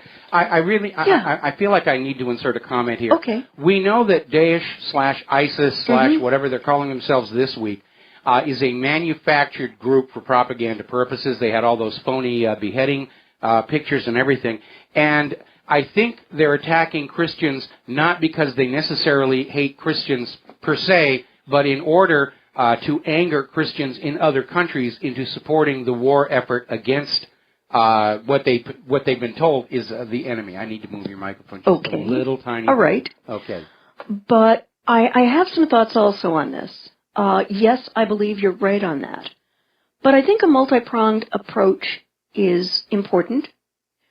I think that people out there need to find legitimate charities that are supporting those Christians from this neck of the world who have been experiencing persecution, no matter the actual geopolitical reason. And I would suggest to every single imam in this country to condemn what they are seeing Daesh do and say, we don't do that to convert people. I suggest that they also stand with solidarity with everyone in the Middle East, not just Christians, but the Yazidi, etc., who are also being persecuted and hurt. And hold open houses here, and at the top of whatever people are going to see when they come in, the words, we condemn torture and coercion to bring people to Islam wholeheartedly. I think that's also going to give Americans a little better perspective that Islam is not monolithic, just like Christianity or Buddhism or Judaism is not. There are good people and bad people and all of these things. Part of the problem is that a lot of Muslim imams have made public statements denouncing torture and persecution, but our media chooses not to report on that in order to present an image of Muslims as somebody we must make war on, while, of course, the globalists and pro-refugee people are out there saying, no, Muslims are really good people, and it's a clash of two different agendas just banging into each other head on. Well, then I would suggest that the independent media start talking to these communities here in the United States and saying, what is your philosophy on conversion? And get it out there if the lamestream media refuses to, which apparently they do refuse to do. Well, I agree, and I mean, again, let's be honest. There are abuses in the conversion process in every religion. I remember when I lived in Southern California, long before I knew this lovely lady, there was this group called the Children of God, and they were extremely violent. Mm-hmm. And there were several cases, and this actually happened to a young lady that I had been dating at the time.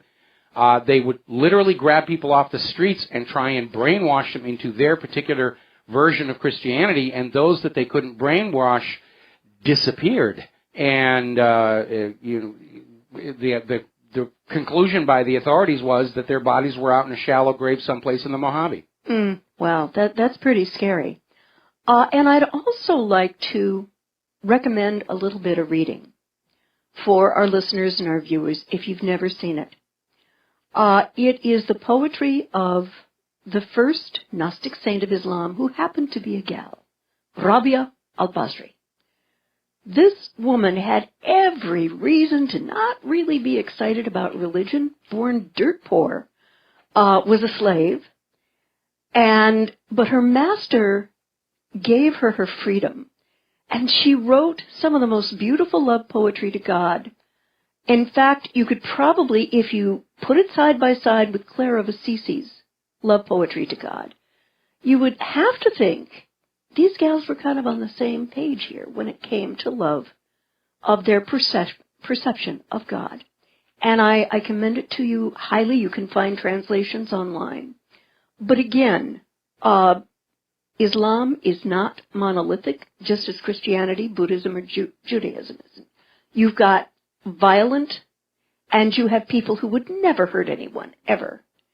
And again, I think our Muslim community needs to come to the independent media and say, hey, this is what we're about. We're not going to hurt anybody. I think that's really, really important, particularly right now. I absolutely agree. Yeah. We're going to take a second to do a shout-out to our on-air affiliates who are just now rejoining the network. And if you're curious, the second voice you're hearing is the lovely Lady Claire, who is spending the third hour on this day before Thanksgiving. My attitude is good people are going to do good things. Mm-hmm. Bad people are going to do bad things, and both will often cite religion as their justification. Yeah. There are a lot of very good people who are Christian. There are some very bad people who are Christian. Yep. In particular, some of those pedophile priests who I think join the church in order to have that instant respectability of the robes. The same thing with the Jewish people. Some of them are real sharks, like Bernie Madoff. And then I can't help but think back to this wonderful person I knew in Hollywood, Renee Valente. Oh, she was a sweetheart. She was an absolute champ. Yeah. And the same thing with Islam. There are fanatics. A lot of them are being encouraged by covert U.S. programs and supplied by covert U.S. programs. But the vast majority of Muslims are just as peaceful and calm as the vast majority of Christians and Jews. That's just the way it is. It's the few extremists that are fodder for the propagandists. I absolutely agree. I'd like to sort of bop on over to Germany right now. Go ahead and bop. But don't deny the Holocaust. They just threw that 88-year-old grandmother back into prison again. May I have a drum roll, please? Okay. Chancellor Angela Merkel has declared war on fake news as Europe brands Russia's RT Sputnik as dangerous propaganda. And, of course, she's echoing the U.S. Yes, of with course this whole fake news thing, not to be confused with Brian Williams, who was lying through his teeth for years on primetime TV. You mean he wasn't the first man on the moon? Okay.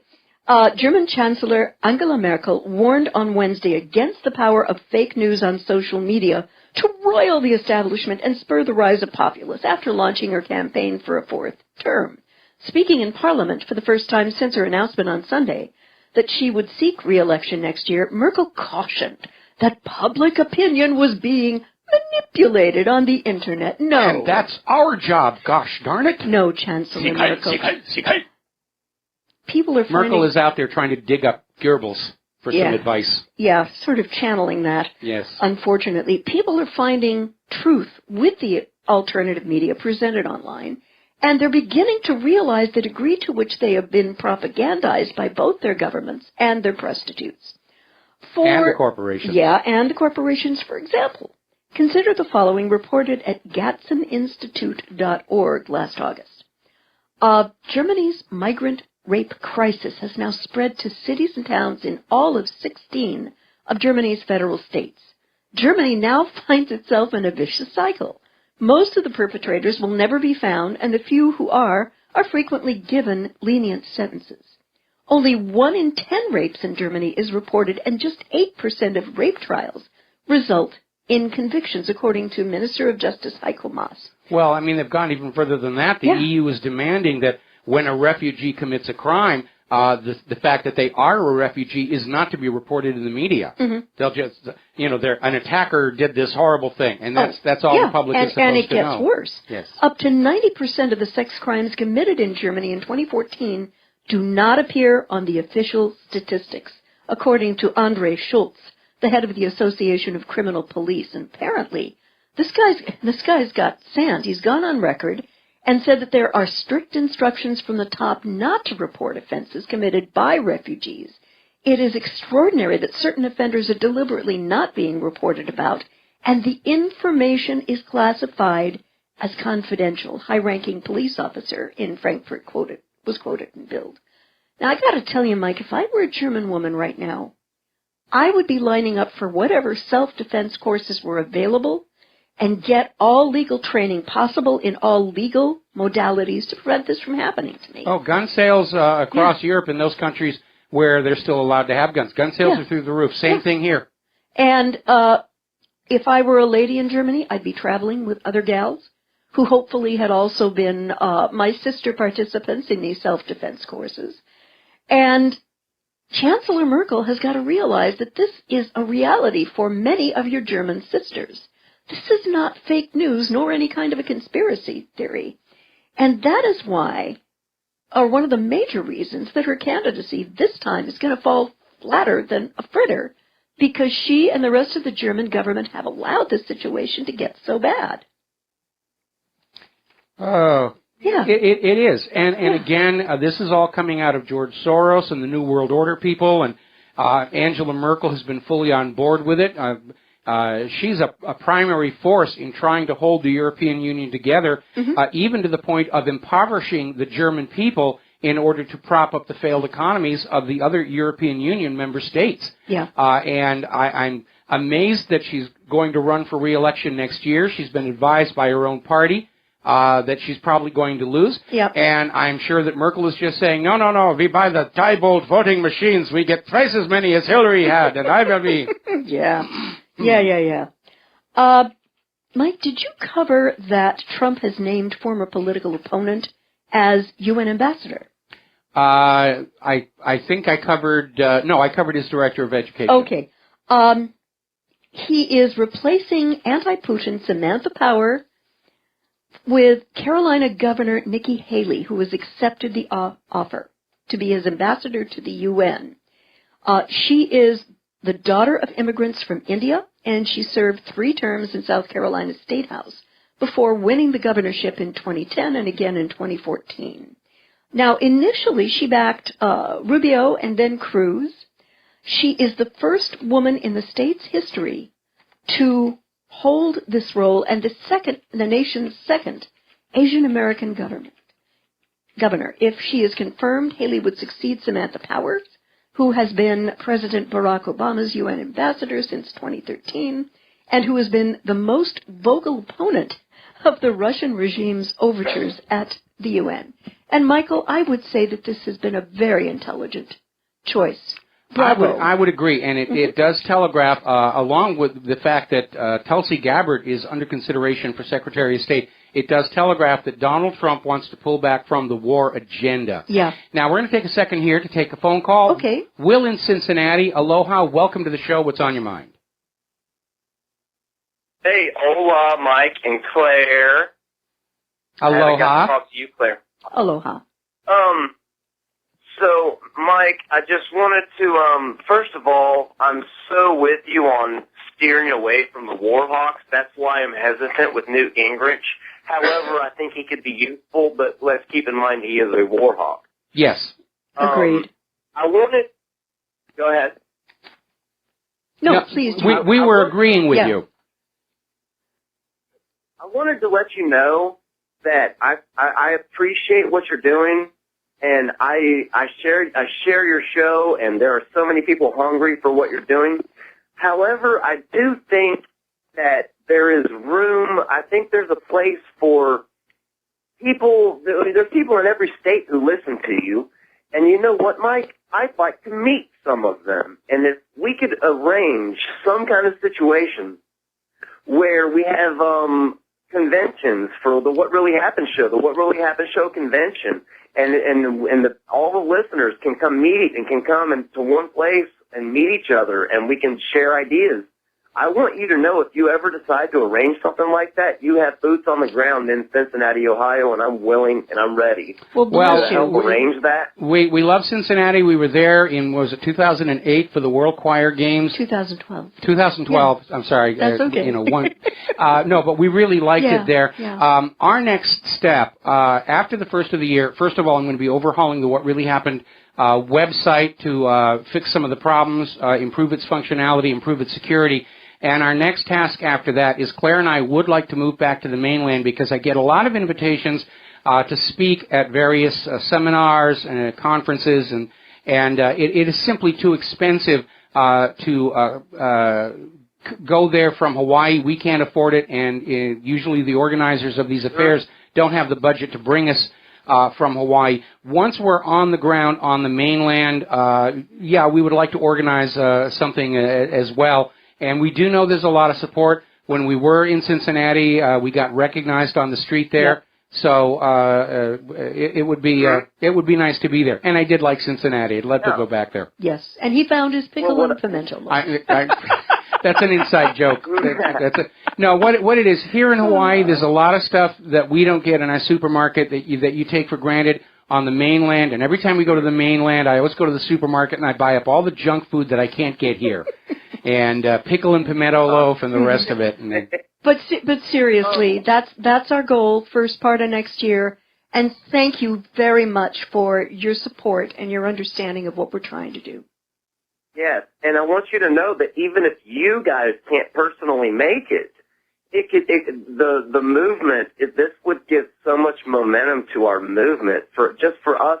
I want to meet Steve in Ohio. I'd love to meet Justin in New Jersey, Mo in Florida. You know what I mean? I want to share ideas with these people, and and maybe if you never know, even if you guys can't be there, guess what? We would still show up, and I just want you to know that. Well, if somebody puts it together, if we can't be there, what's the point of having a convention where I can't hit the bar? But we could always do a video feed the way Edward Snowden does. Yeah. We have the equipment to do that. Yeah. But so anyway, I definitely love I love the fact that we're not just, oh, hey, we're happy our guy got elected. No, we're going to hold people's feet to the fire. Good. We're paying attention to every move, and there are, and yes, there will be criticism. We will speak up as we have been if they do not make the right move. Absolutely agree. Yes. And like I said on the day after the election, I said our work is not over. It is just getting started. Will, thanks an awful lot for all the kind words. We're going to let you go here. We're coming up on a commercial break, and Claire's got some more things to talk about. So what is next on your list, lovely Lady Claire? Next on my list? Well, apparently the European Army is going to happen, and Britain could be forced to help fund the project because Article 50, the clause which must be invoked to trigger an exit from the Union, will not have been enacted by the time the project is ratified. And which is funny because that European Union Army is being prepared to bring Britain back into the EU if it actually leaves. That's how twisted and sick this whole situation is. Yeah, and if the UK proves incapable of untangling itself from the plan, it could be required to shell up £420 million per year.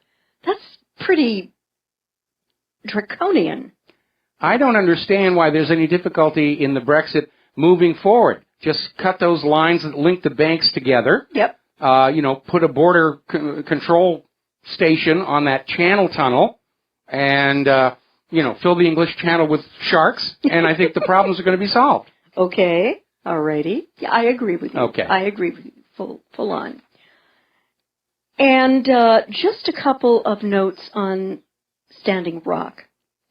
And one thing that is positive is it looks like there is a contingency of veterans who have decided to band together and protect the rights of the indigenous people peacefully protesting down there. I think that's a good thing. I think it's it could either calm things down or escalate it completely out of control. Yeah. We got to take a break here for some commercials. We'll be back with more news and the Lady Claire after these few words.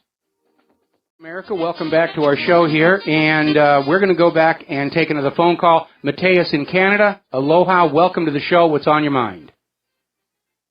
Hi, Michael and Claire. Aloha. Yeah, aloha. I wanted to call in about something to do with the pardon, but then when I realized that Claire is here, I have something I wanted to mention. Okay. There's a Christian evangelist who's one of my heroes, even though I'm not Christian. And his name is Ken Hovind, and he has something called Dinosaur Adventureland. Anyway, he's got this great debate strategy that can work really well if you're having a theological debate or if you're just trying to get through to like some narrow-minded person politically. It goes like this. Okay, do you know everything? Just act it out with me. Oh, okay. No, I don't. Okay. Would you say that you know half of everything? Oh, not even that. Okay, well, let's just be generous. Let's just say that you know half of everything. Okay. It's possible that God exists in that half that you don't know. And it's a good point, and the same can apply to political. Like, do you know blah, blah, blah. Is it possible that, okay, so I just wanted to pass that along. And if you could ever get him on as a guest, he went to jail for many years for talking for talking about the central banks and all the stuff that we talk about here. Okay. Kind of ahead of his time, and he preached it to so many people that he was really persecuted for it. Well, I don't think they could put him in jail for expressing, the fact that the Federal Reserve is a privately owned central bank. There may be something else in there. It may have to do with his Dinosaur Adventure Land, which actually closed in 2009.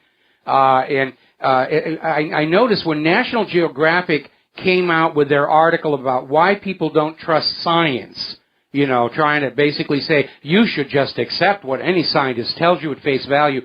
One of the examples they used about the gullibility of people was the Dinosaur Adventure Land, which for those of you who are not familiar with what we're talking about, it was kind of this theme park for biblical creationists where humans and dinosaurs are living together. Of course, in the wake of Jurassic Park and all of its franchise spin-offs, that's not such a radical idea anymore. But it never did catch on, and it did close in 2009. I think they're having a little better luck with the Ark Adventure over in, I think it's either Kentucky or Indiana. Well, it's a free country, and it's freedom of speech. If he wants to believe... he can believe what he wants to believe, and he can teach it to who he wants to teach it to. And the point is that he would have these high-profile debates with creationism versus evolution in universities, and he would just destroy them. It seems like impossible, but you listen to this guy's debates, and he's such a genius. It's like my head is almost spinning after. It's like, wait a second, is it possible? But anyway, just one other thing about presidential pardons. Can I just mention? You have to be real quick. We're coming up on a commercial break. Okay, I don't agree that just because Nixon got an unconstitutional pardon, I don't agree that precedent should be set that now Obama can give an unconstitutional pardon. Well, good news there is Obama already came out, and in the context of Edward Snowden, said that he cannot issue a pardon until somebody has actually been charged in a court of law, and that instantly took off the table the possibility of a blanket preemptive pardon for Hillary Clinton and all of her people as well. Okay, but I just want everyone to consider being less tolerant with this idea of precedent being set. If it's against the rules, who cares if it was if precedent was set? Like, we should just stick to the law, stick to the Constitution. Who cares if it was done in the past? There should just be no. Like, I agree with you. I agree with you, and most Americans would be absolutely stunned to discover that most of what they're told is the law isn't really the law. It's just something the government started doing, and everybody went along with it, and they just said, okay, well, this is working for us. We're going to keep on doing it. I'll give you a good example. Would be the 16th Amendment to the Constitution, which was never actually ratified. And there was a court case, Sullivan versus United States, in which the judge, James C. Fox, admitted in the court record the 16th Amendment, on which the income tax is based, did not actually ratify. And then the judge goes on to admit, but we just sort of all act like it was. And that basically tells you right there, a lot of what you think is the law isn't really. It's just what the government can sell you to get your money and your obedience. Thanks a lot for the call, Mateus. We're going to let you go. We've got to take a break for commercials, and we'll be right back. Pardon me. Welcome back to our show here. I'm getting a lot of emails. Everybody's on board with this idea of having a convention, which is another name for a wild party. So far from home that word doesn't get back to you. Well, have it in Vegas. What happens in Vegas stays in Vegas, and all the rest of that. I remember the good times I used to have at the SIGGRAPH conventions and the Mensa conventions, which are very wild parties. You wouldn't think. I'm going to share a little secret with all of you. At the Mensa conventions, we do not sit around playing chess. I will leave it at that. What is your next story? Well, apparently, Facebook is quietly developing censorship tools for the Chinese government. According to the New York Times, which first reported Facebook's strategy, the social network has quietly developed software to suppress posts from appearing in people's news feeds in specific geographic areas, according to 3 current and former Facebook employees who asked for anonymity because the tool is confidential. Not anymore. Well, yeah, okay. The feature was created to help Facebook get into China, a market where the social network has been blocked, these people said, and Mr. Zuckerberg has supported and defended the effort, people added. Now, why in the heck would Zuckerberg support an effort that goes fundamentally against the premise of free speech? It's the money. Of course it's the money. Because it's the money while it remains to be seen. And let's be honest, in the last couple of months, we have not exactly seen Facebook be the bastion of free speech. Oh, heck no. They've been canceling posts, canceling accounts. That's why people are going on over to Scene Life, which is the new Facebook replacement. And I'm already over there. I'm already getting followers, and people are they're deserting Facebook. And no wonder he's desperate to get into China. The American people don't want to deal with him anymore. Yeah.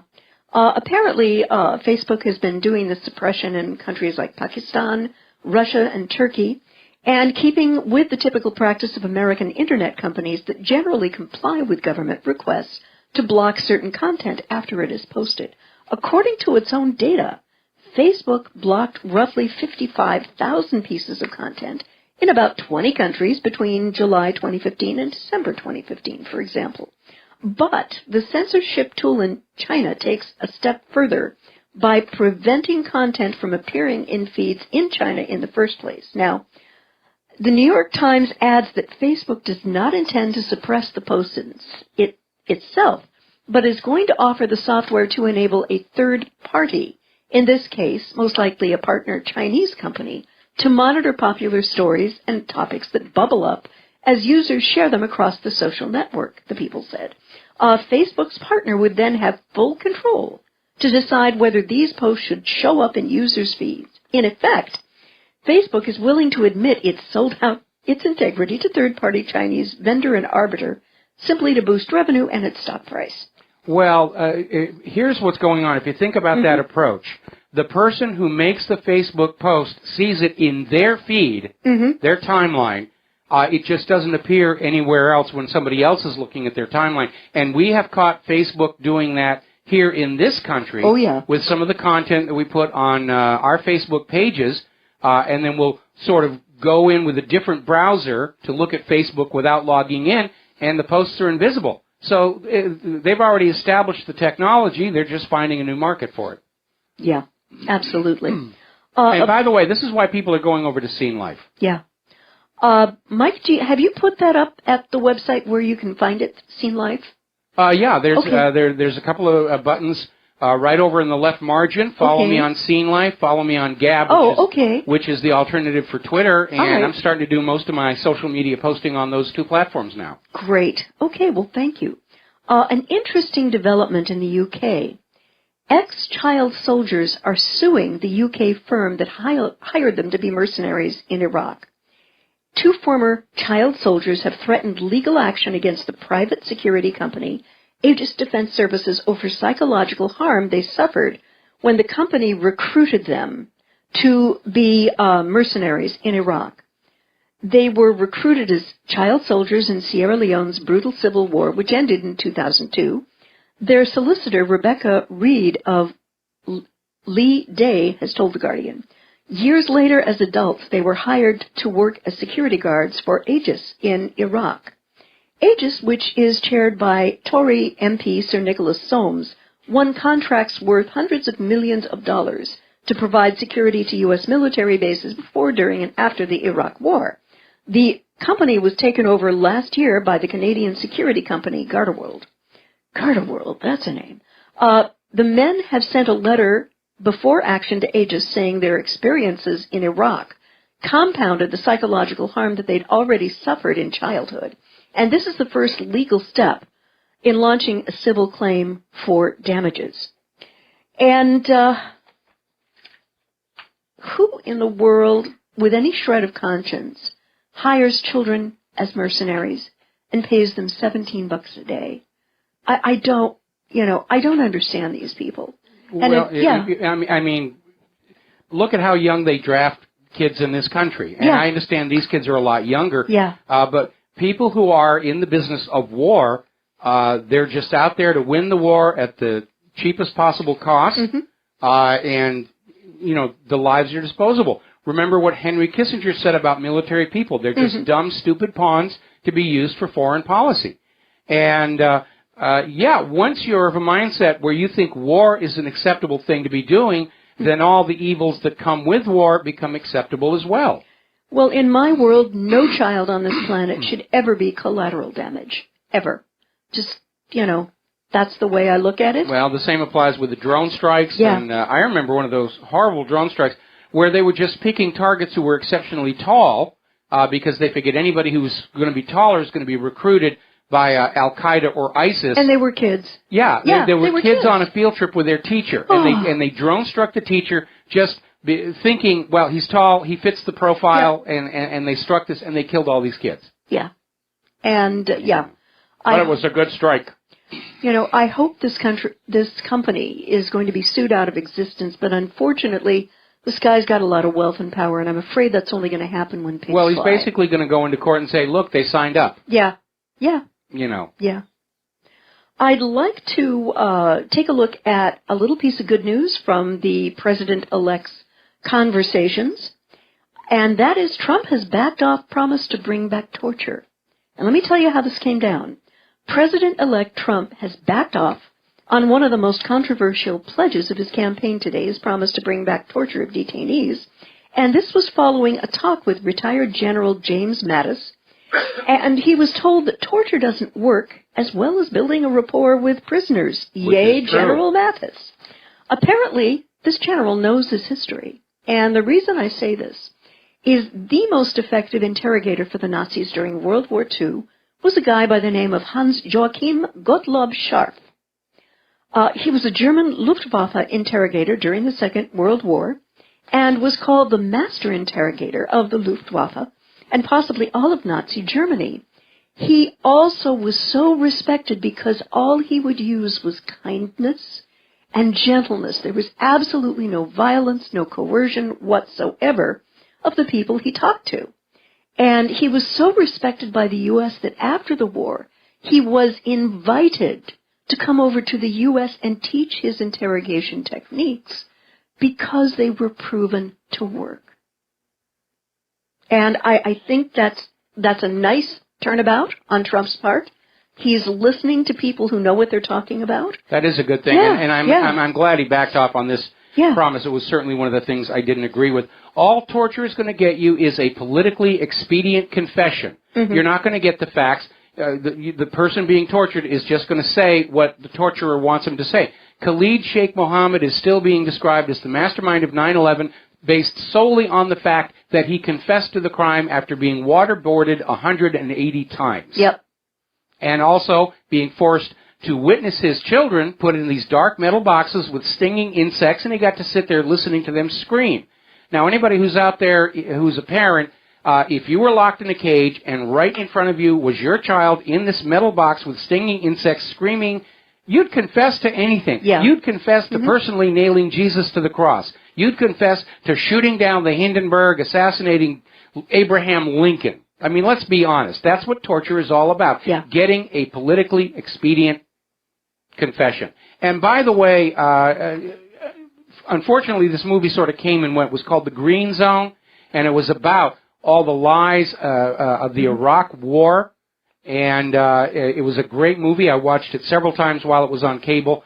It may still be out there on Hulu or Netflix, or we're now on Amazon Prime because of Grand Tour, yes, which is apparently setting records.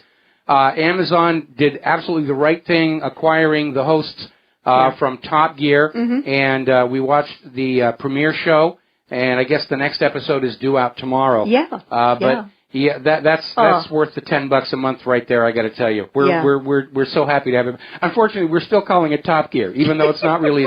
We're going to get sued for trademark infringement by the British Buggering Children Corporation. Oh boy, we're going to a topic that's a little bit very serious right now. A little bit very serious. China has said that 3,000 have fled Myanmar after fighting along the border. Apparently, 4 ethnic armed groups have attacked security forces in the north of Myanmar, dealing a major blow to leader Aung San Suu Kyi's top goal, or stated goal, of reaching peace with ethnic minorities. 10 people, including policemen, government-supported militia fighters, and civilians, were killed, and 33 have been wounded in clashes since October 20th, according to Myanmar's Information Committee under the State Councilor's Office. The number of people seeking shelter at temporary refugee camps at Myanmar's Muse Township have exceeded 3,300.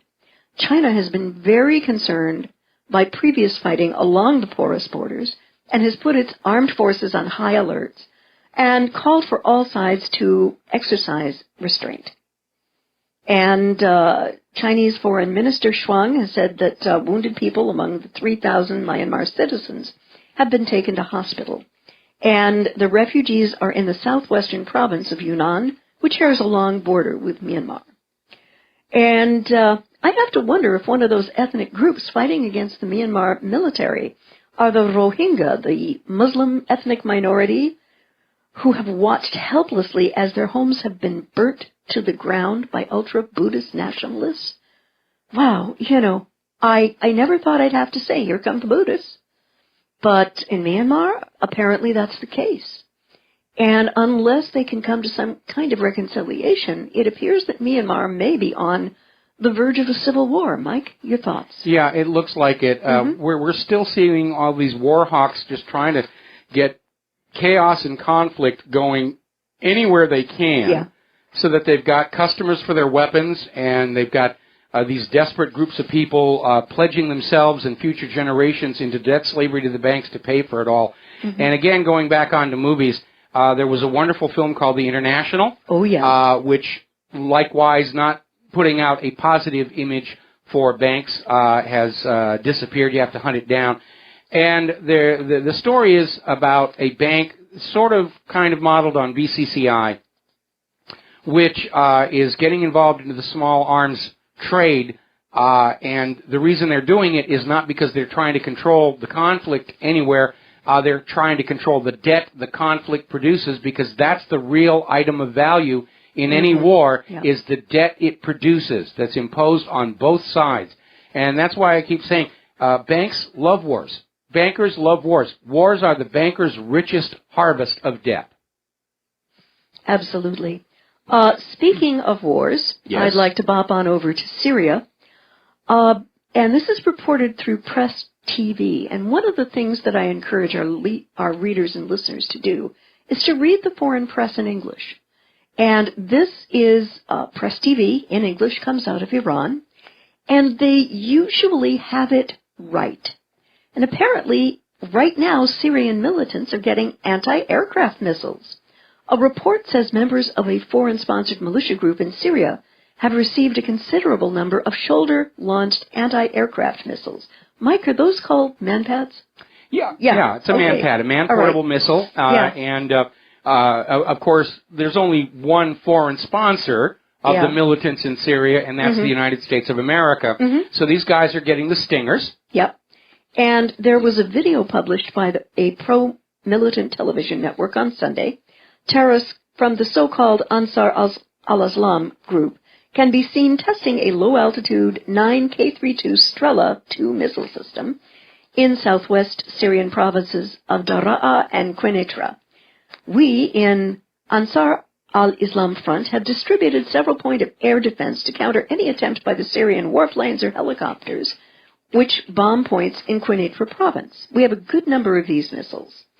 And, at the end of his presidency, I find President Obama, in sort of giving the green light for letting this to happen, vicious and counterproductive.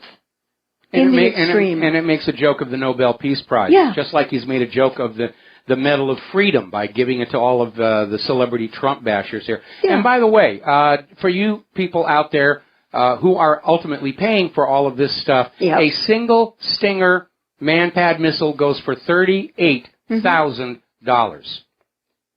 That's a lot of change. That's a lot of change there. I mean, imagine the U.S. government spending that money on your local school or keeping the roads together. I mean, the cost of the wars are just hideous. Yeah. And our nation has been in a wartime economy, a covert wartime economy, for a very, very long time, which is why the nation is crumbling. The infrastructure is not being repaired.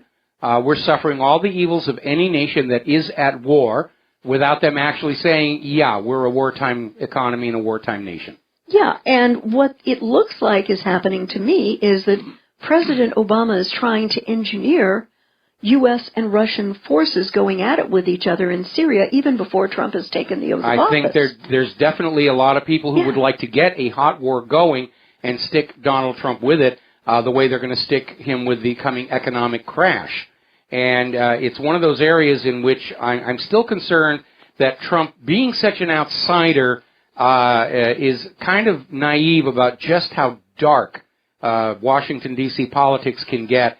Certainly Jimmy Carter was caught off guard by some of what happened to him, in particular the sabotage of the Iranian hostage rescue. Right. Which basically ended his chances at re-election and allowed Reagan to become president. Yeah, but I think in the case of Trump, he has a healthy respect for what he knows and what he doesn't know.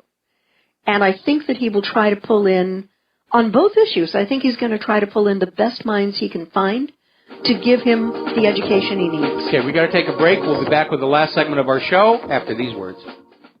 America, welcome back to our show. Last segment of our program on this day before Thanksgiving, and you had one last story you wanted to share with us. Yep. 350 Palestinian minors are held in Israeli jails, and some have been slapped with life sentences. Israeli authorities are holding 350 Palestinian kids between 12 and 18, the Palestinian Prisoners Society said in a statement on the occasion of the UN Universal Child's Day. 12 females are among the jailed children. According to the NGO, more than 2,000 Palestinian kids have been detained by Israeli forces since 2015.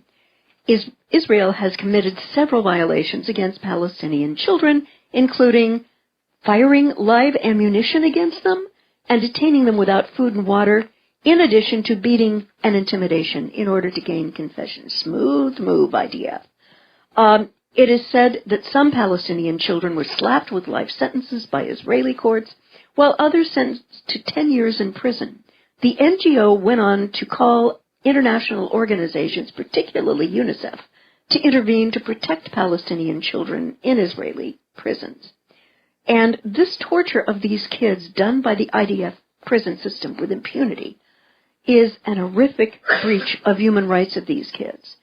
And I hope that various of the independent media will continue to shine a blinking light on these practices and get them to stop. well, we'll shine the light on the practices, but Israel's not going to stop because they feel this is what is in their best interest to do. Sorry about that. It's very windy and a lot of dust in the air. Apparently, the Education Association is already having kittens over Trump's appointment of Betsy DeVos as Secretary of Education, given that Betsy is staunchly opposed to Common Core and all the damage it's done to our education system. So, go get him, Betsy.